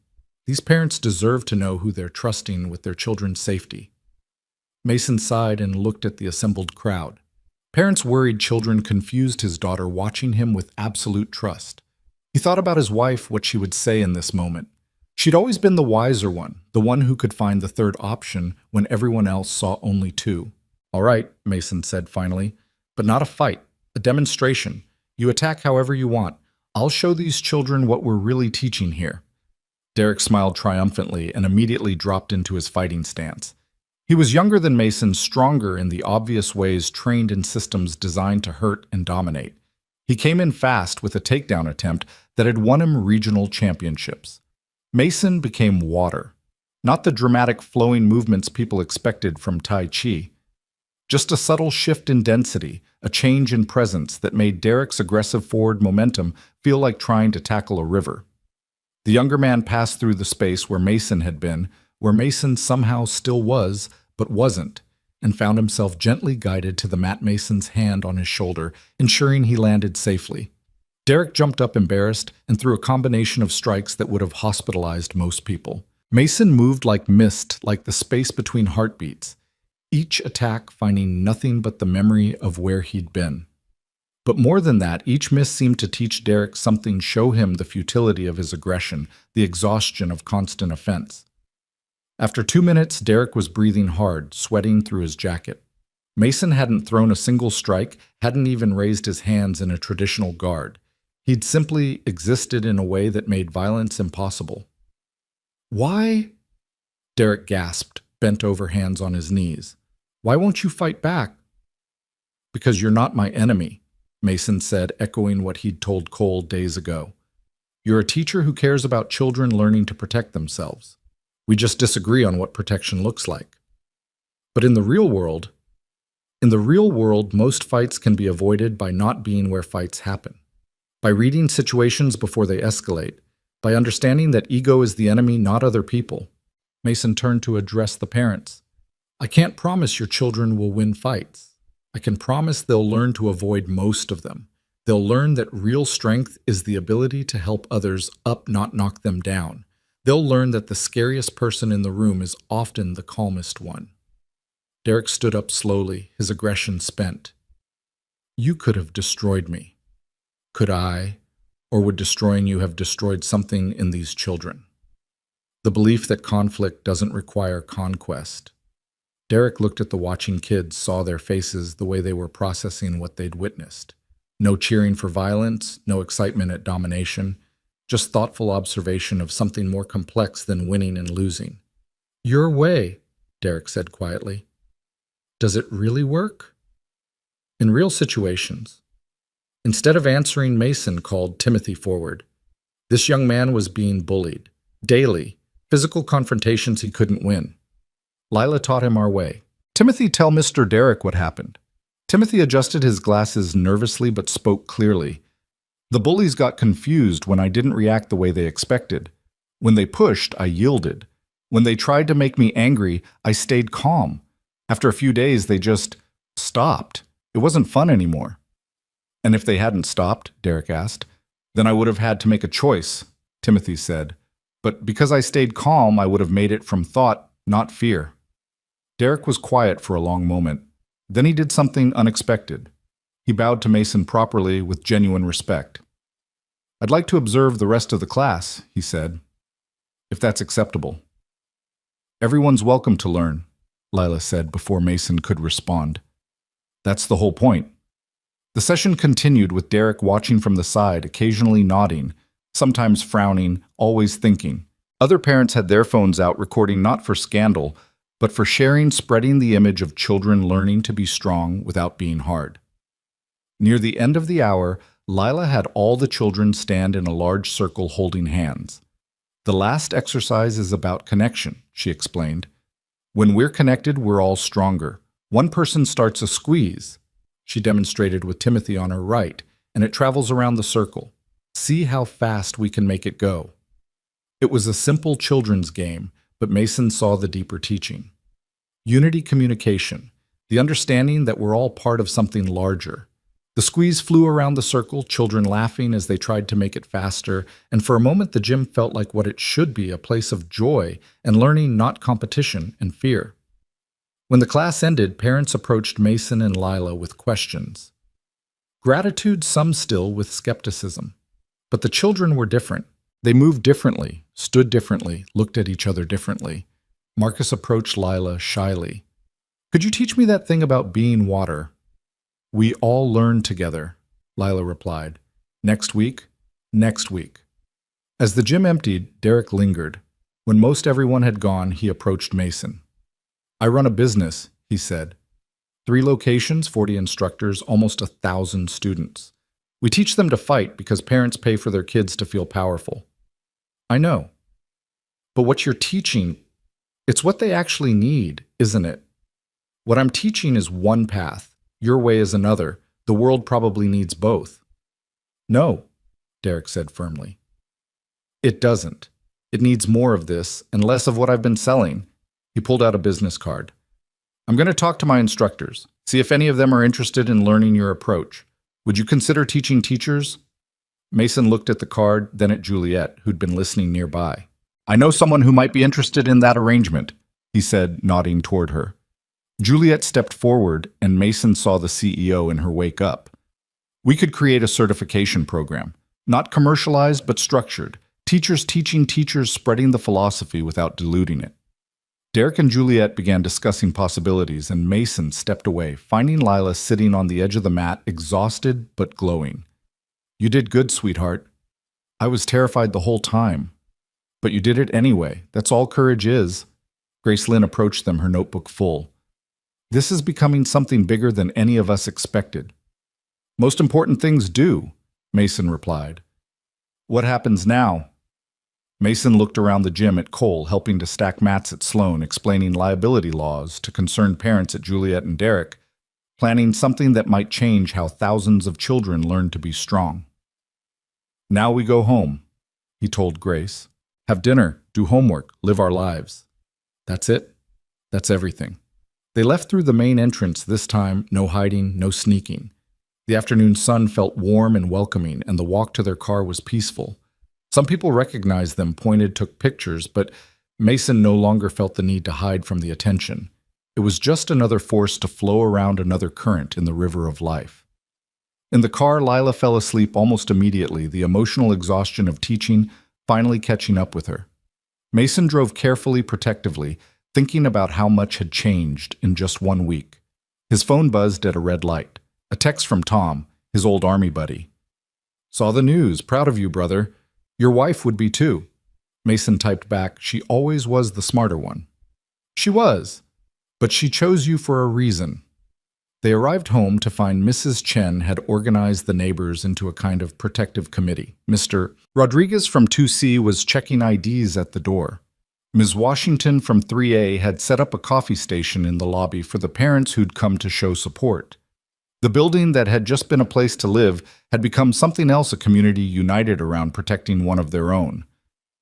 "You've started something," Mrs. Chen told Mason. "Lila started it. I just didn't stop her." Same thing sometimes. That evening, as they ate dinner, Mrs. Chen's dumplings delivered with a wink and a refusal to accept payment, Mason watched his daughter process the day. "Do you think it will last?" she asked. "What we started. Nothing lasts forever, but sometimes things last long enough." "Long enough for what?" "To matter." Lila considered this, then asked, "Do you miss being invisible?" Mason thought about the question seriously. "I miss the simplicity of it, but invisibility was just another kind of hiding. Your mom always said I was too good at disappearing when things got complicated. But you're not disappearing now." "No. Now I'm trying to be like water in a different way. Visible when it needs to be invisible, when it doesn't." That sounds harder than just being one or the other. Most real things are. After Lila went to bed, Mason stood at his usual spot by the window, but this time Juliet was there, having stayed to discuss the program with him. "We could make this nationwide," she said. "Derek has connections, I have resources, Grace could document it. Real change, not just corporate wellness packaging." "The moment it becomes big, it becomes something else," Mason warned. "Water in a cup is still water. Water in an ocean is power that can destroy or create." "Then we keep it small." Cells of teachers, each maintaining the integrity of the practice. No franchising, no scaling, just spreading. Like ripples. Exactly. They stood in comfortable silence for a moment. Then Juliet said, "You know, a week ago I thought I knew what strength was. Success, achievement, dominance in my field. And now? Now I think strength might be a 9-year-old girl teaching other children not to be afraid. And her father, who could be anything, choosing to be exactly what she needs." She left soon after, and Mason was alone with the night and his thoughts. The city hummed outside, millions of lives intersecting and separating, each carrying their own struggles and secrets. He'd been thrust into visibility, forced to abandon the comfortable invisibility he'd wrapped himself in like armor. But watching his daughter teach, seeing children learn that strength didn't require hardness, witnessing adults question assumptions they'd never thought to examine, maybe this was worth the exposure. Maybe his wife would have wanted this, not the hiding, but the healing. His phone rang. Unknown number. He almost didn't answer, then recognized the area code. Military. "Mason Cole." "Yes." "This is General Morrison. We served together in Afghanistan, though you might not remember me." Mason remembered. Morrison had been a colonel, then one of the few officers who understood that sometimes the best military action was no action at all. I remember, sir. I've been watching what you're doing, teaching children, spreading a philosophy of strength without aggression. We need that in our veterans programs. Would you consider consulting not as a fighter, but as someone who understands the transition from warrior to civilian? I'm just a janitor, sir.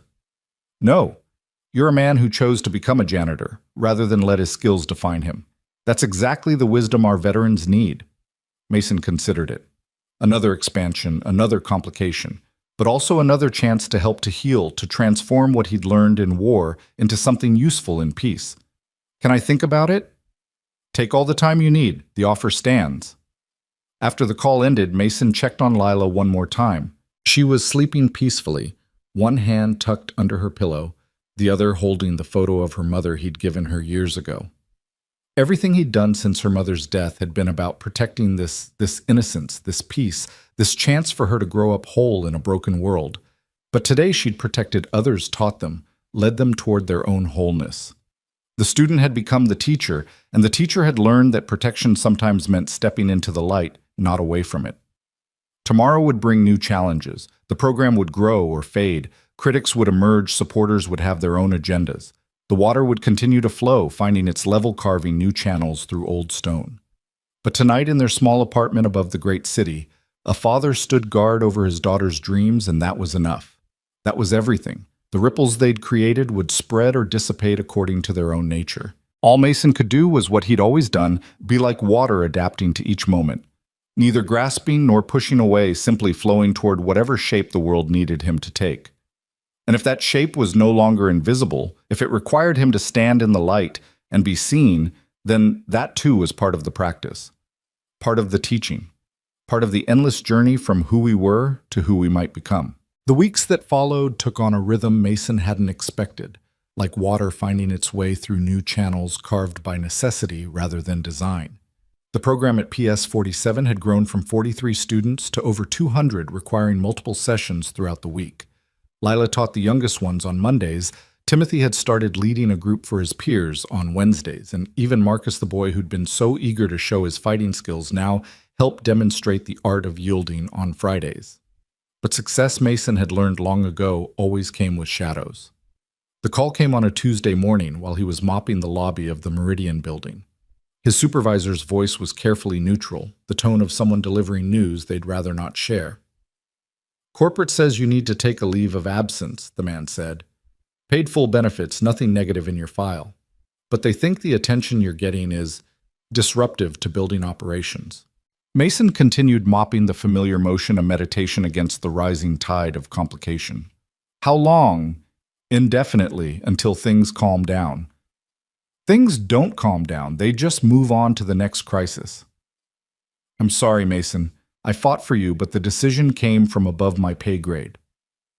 After the call ended, Mason finished mopping the lobby with the same careful attention he'd brought to the job for 3 years. Each stroke was complete, each section thoroughly cleaned. If this was to be his last shift, he'd end it the way he'd begun, with simple dedication to the task at hand. Juliet found him in the basement organizing his supplies for whoever would take over. "I heard," she said. "I tried to stop it, but the board overruled me." "It's all right. Water always finds its level." "This isn't right. You've done nothing but help people." "Sometimes helping people is the most disruptive thing you can do."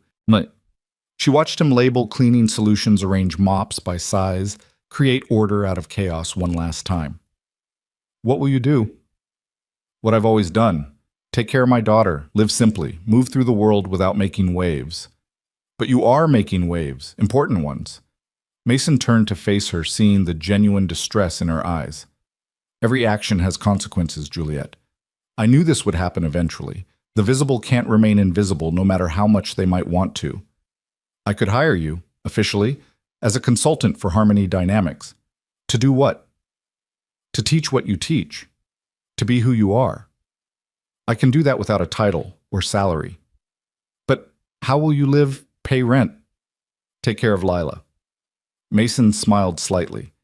"The same way most people do, one day at a time with whatever work comes." He left the building through the service entrance, for the last time, his supervisor waiting there with an envelope. "Severance," the man explained. 6 months. "It was the best I could negotiate." Thank you. Mason, what you did, what your daughter's doing, my grandson's in the program. He's different now, calmer, stronger, not afraid of his own shadow anymore. That's Lila's doing, not mine. Maybe. But you taught her. That matters. Mason walked home through streets that had become familiar as breathing past the bodega where Mr. Kim always saved the good apples for Lila, past the small park where he'd taught her to ride a bike, past all the markers of a life built carefully from the ruins of loss. He found General Morrison waiting outside his apartment building, not in uniform, but still carrying himself with military precision. "Walk with me," the general said, and they headed toward the river, two veterans moving through civilian space with the particular awareness of those who'd seen how quickly peace could shatter. "I need your help," Morrison said when they reached the water, not as a fighter, but as someone who found a way back. Back from what? From what we became over there, from what we had to be. They stood watching the river flow its surface, reflecting the city's endless motion. "I have a son," Morrison continued. 25 years old, 3 tours in Syria, came back intact on the outside but broken somewhere I can't reach.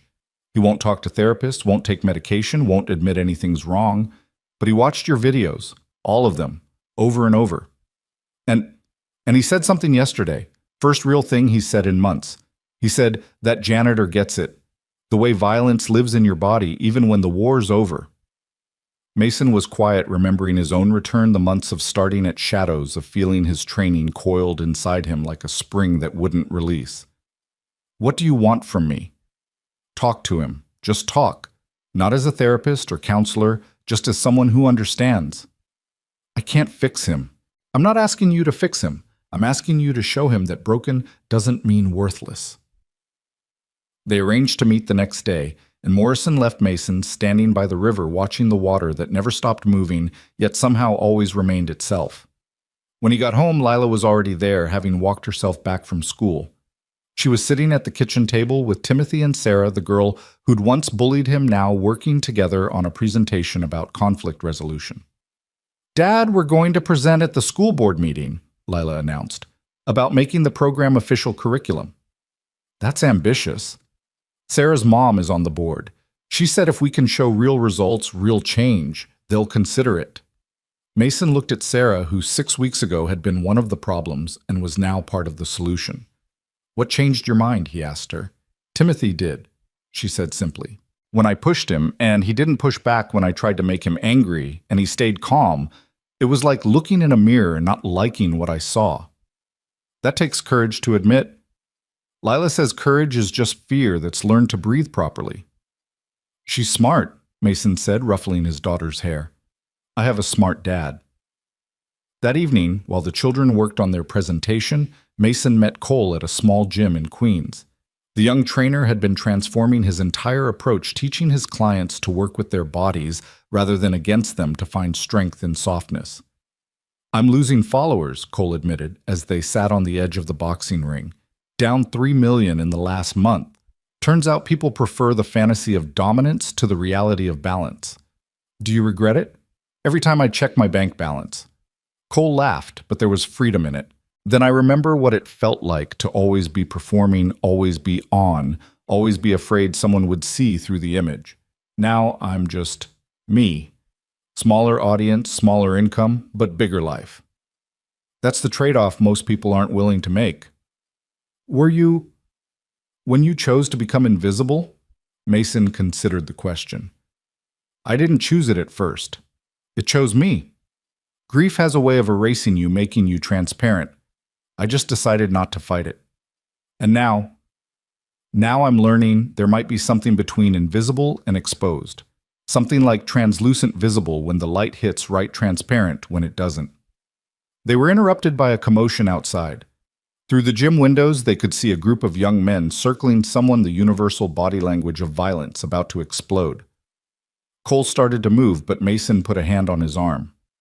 "Watch first, act second." The person being circled was a teenager, maybe 16, clutching a backpack like it contained his entire world. The aggressors were older, bigger, radiating the kind of casual cruelty that came from never having consequences. "We should help," Cole insisted. "We should. but how we help matters. Mason walked out of the gym, not rushing, not aggressive, just present. He approached the group like water approaching stones, inevitable, but gentle. "Evening," he said conversationally. "You guys know where the nearest subway entrance is. I always get turned around in Queens." The lead aggressor, a young man with neck tattoos and anger issues, turned to him. "Back off, old man. This isn't your business." "You're right," Mason agreed easily. "But I really do need directions, and you look like someone who knows the neighborhood." It was such an unexpected response that the aggressive energy faltered for a moment. The teenager with the backpack used that moment to step backward, creating space. "Are you stupid, mushy?" Neck Tattoos asked. "We're in the middle of something here." "I can see that, but I find that most things in the middle can choose their ending." Cole had emerged from the gym now along with several other trainers who'd heard the commotion. The mathematics of the situation shifted. The aggressors were no longer surrounding one victim, but were themselves surrounded by witnesses.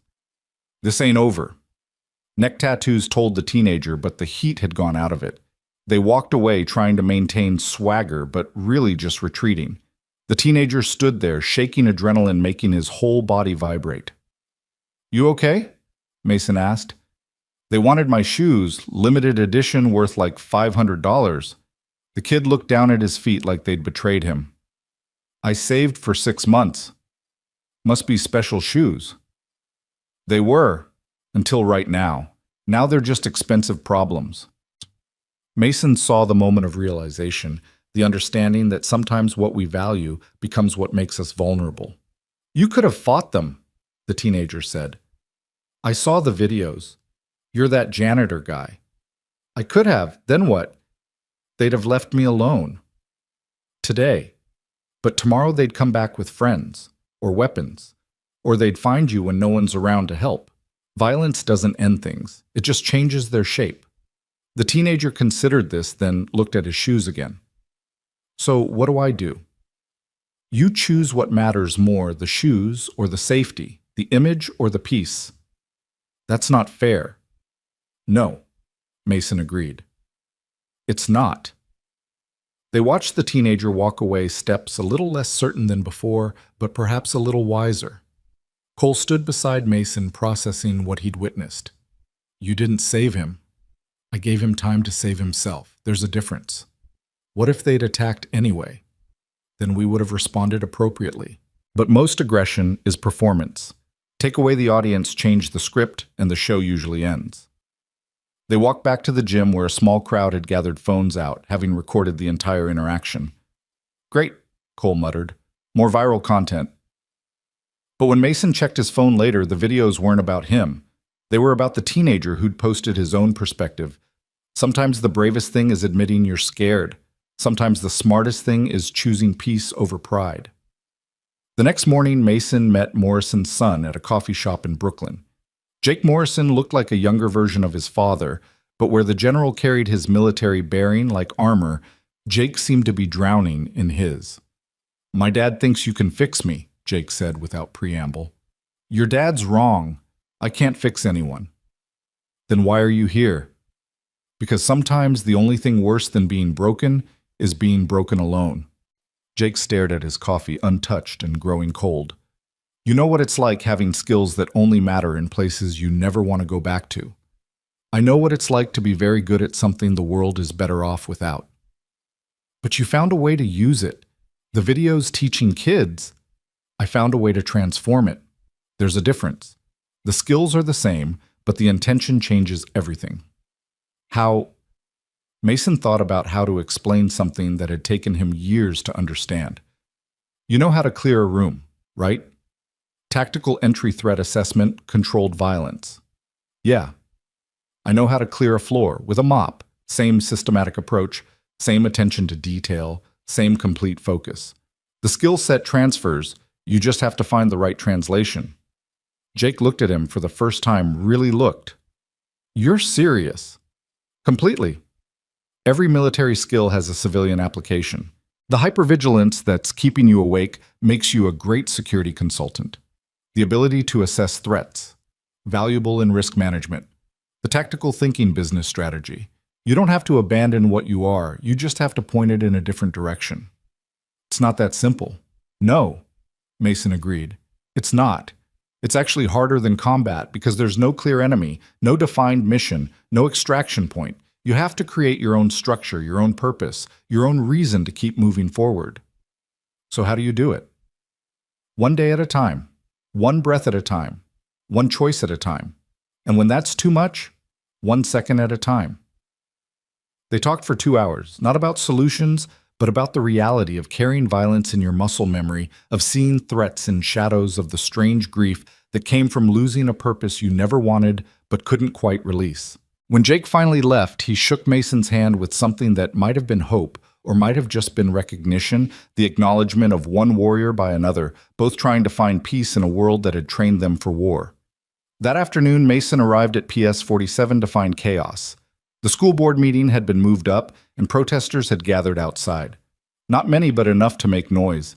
They carried signs saying things like, "Keep violence out of our schools," and "Fighting is not education." Derek from the Warrior Kids Academy was there, but not with the protesters. He stood with a group of his instructors, all wearing new t-shirts that said, "Strength through peace." "We're converting all our programs," he told Mason. "It's been a disaster financially, but a revelation personally. These kids don't need to learn to fight. They need to learn to be." That's a big change.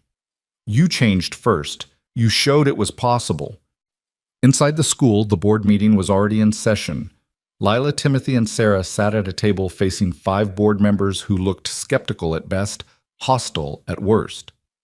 "Violence in any form has no place in our schools," one board member was saying. "But we're not teaching violence," Lila responded calmly. "We're teaching the opposite of violence. You're teaching martial arts. We're teaching movement. We're teaching breathing. We're teaching how to not fight." Sarah stood up, surprising everyone. "6 weeks ago, I was a bully. I pushed kids like Timothy because it made me feel powerful. Then I learned that real power isn't about pushing others down. It's about lifting them up. The program didn't teach me to fight. It taught me why not to." Timothy stood next. "I used to be afraid all the time. Afraid of kids like Sarah, afraid of walking to school, afraid of being weak. Now I'm not afraid because I understand that strength isn't about being able to hurt people. It's about being able to help them." The board members exchanged glances, their skepticism wavering. "But what about liability?" one asked. "What about injuries?" Sloan Whitman entered from the back of the room carrying a thick folder. "I've reviewed 6 weeks of program data. 0 injuries, 0 altercations. But more importantly, disciplinary actions among participating students are down 60%. Attendance is up 20%. Academic performance has improved across the board." "Who are you?" "I'm the pro bono legal counsel for the program. I'm also someone who spent 30 years thinking conflict was about winning until these children taught me it's about understanding." The lead board member, a woman named Patricia Hernandez, looked directly at Mason. "Mr. Cole, you've been silent. What do you have to say?" Mason stood slowly, feeling the weight of attention, but no longer flinching from it. "I've spent my adult life learning to hurt people efficiently. It was deemed necessary, even noble. I was decorated for it, celebrated for it, but it never made anything better. It just made things end." He paused, looking at his daughter, drawing strength from her steady gaze. These children are learning something different. They're learning that every conflict is an opportunity for connection, that every aggressor is a person in pain, that true strength is the ability to remain soft in a world that rewards hardness. You ask about liability. The real liability is raising another generation that thinks violence is the answer to disagreement. "But the protesters," one board member began, "are afraid," Mason interrupted gently, "afraid that their children will be hurt. Afraid that teaching anything combat adjacent normalizes violence. I understand that fear. I live with it every day. But hiding from the reality of conflict doesn't make it go away. It just ensures our children face it unprepared." Principal Martinez stood up. "If I may, I've been an educator for 23 years. I've seen countless anti-bullying programs, conflict resolution workshops, peer mediation attempts. Most failed because they were theoretical, abstract. This program works because it's physical. It teaches through the body what the mind alone can't grasp. It makes philosophy tangible." The board members huddled, discussing in whispers. The room held its breath. Finally, Patricia Hernandez spoke. We'll approve a pilot program. 1 semester closely monitored with monthly reviews. Any incident of violence and it ends immediately. Lila jumped up, then caught herself bowing formally instead. Thank you. You won't regret this. I hope not, Patricia replied, but she was smiling slightly. As the meeting dispersed, Mason found himself surrounded by parents, some supportive, others still skeptical. One mother pushed through the crowd, her face tight with anger. My son came home saying he learned to yield today, to give up, to be weak. That's not what I want him learning. What do you want him learning, Tess? Mason asked. To stand up for himself, to be strong. And if I told you that yielding requires more strength than resisting, that giving way at the right moment can redirect an opponent's force back at them, that water yields to everything and overcomes everything? I'd say that sounds like fortune cookie wisdom. Her son, a boy about 10, tugged at her sleeve. Mom, watch. He demonstrated a simple yielding exercise flowing around imaginary force. See, I'm not giving up, I'm giving way. There's a difference. The mother watched her son move with a grace she'd never seen in him before, and something in her face softened. I still don't like it, she said, but the heat had gone out of her voice. You don't have to like it, Mason replied. Just watch your son. See if he's weaker or stronger in a month. See if he's more afraid or less. Then decide. She left without another word, but her son waved goodbye, a secret smile on his face. That evening, Mason and Lila celebrated with ice cream from the shop on the corner, a rare treat that tasted like victory. We did it, Lila said, chocolate sauce on her chin.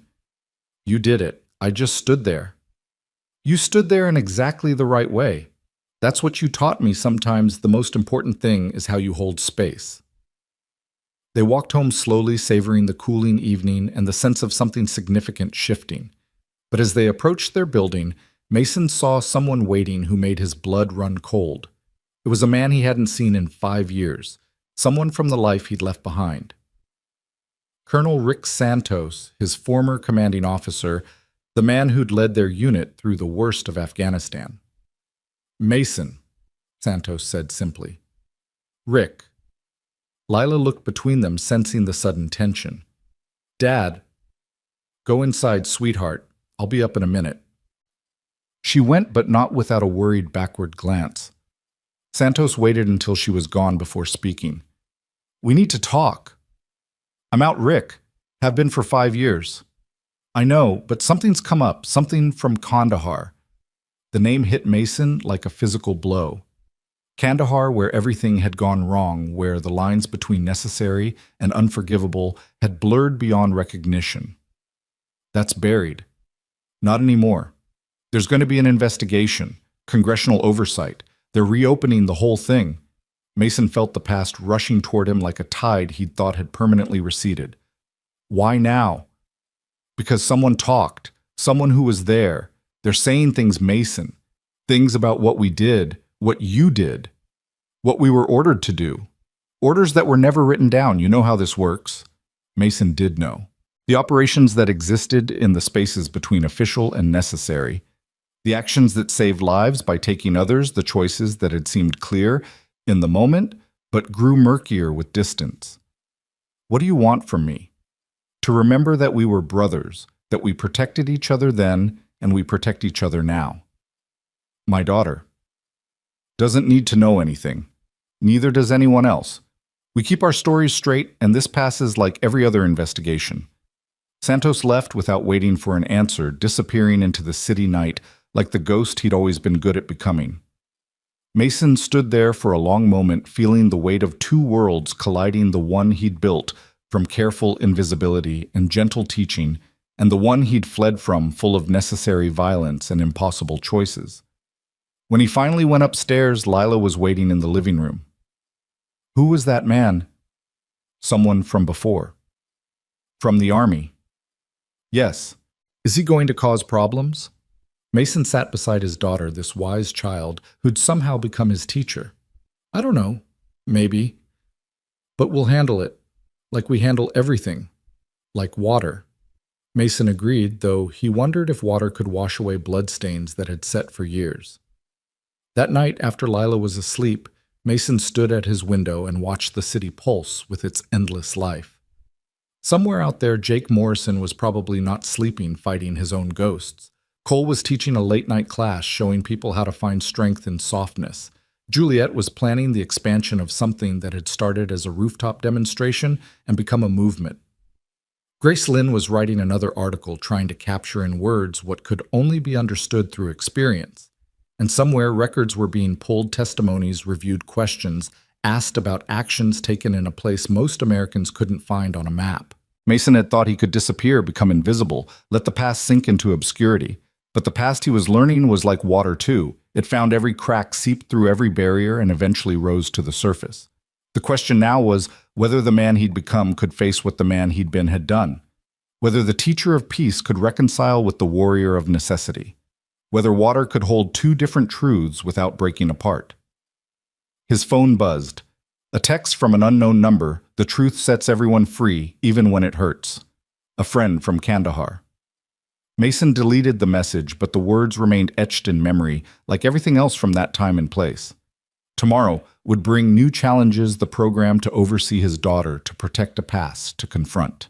But tonight, in the space between who he'd been and who he was becoming, Mason stood like water at rest. Calm on the surface depths, unknown, ready to flow in whatever direction life demanded. The city hummed its endless song around him, and he listened, learning its rhythm, finding his place in its current. He'd been invisible then. Visible, and now something in between, like water catching light, sometimes clear, sometimes reflective, always essentially itself. Whatever came next, he would meet it the way he'd learned to meet everything, with presence, with breath, and with the understanding that true strength was not in fighting the current, but in becoming it. Flowing around obstacles, finding the path of least resistance that was somehow also the path of greatest power.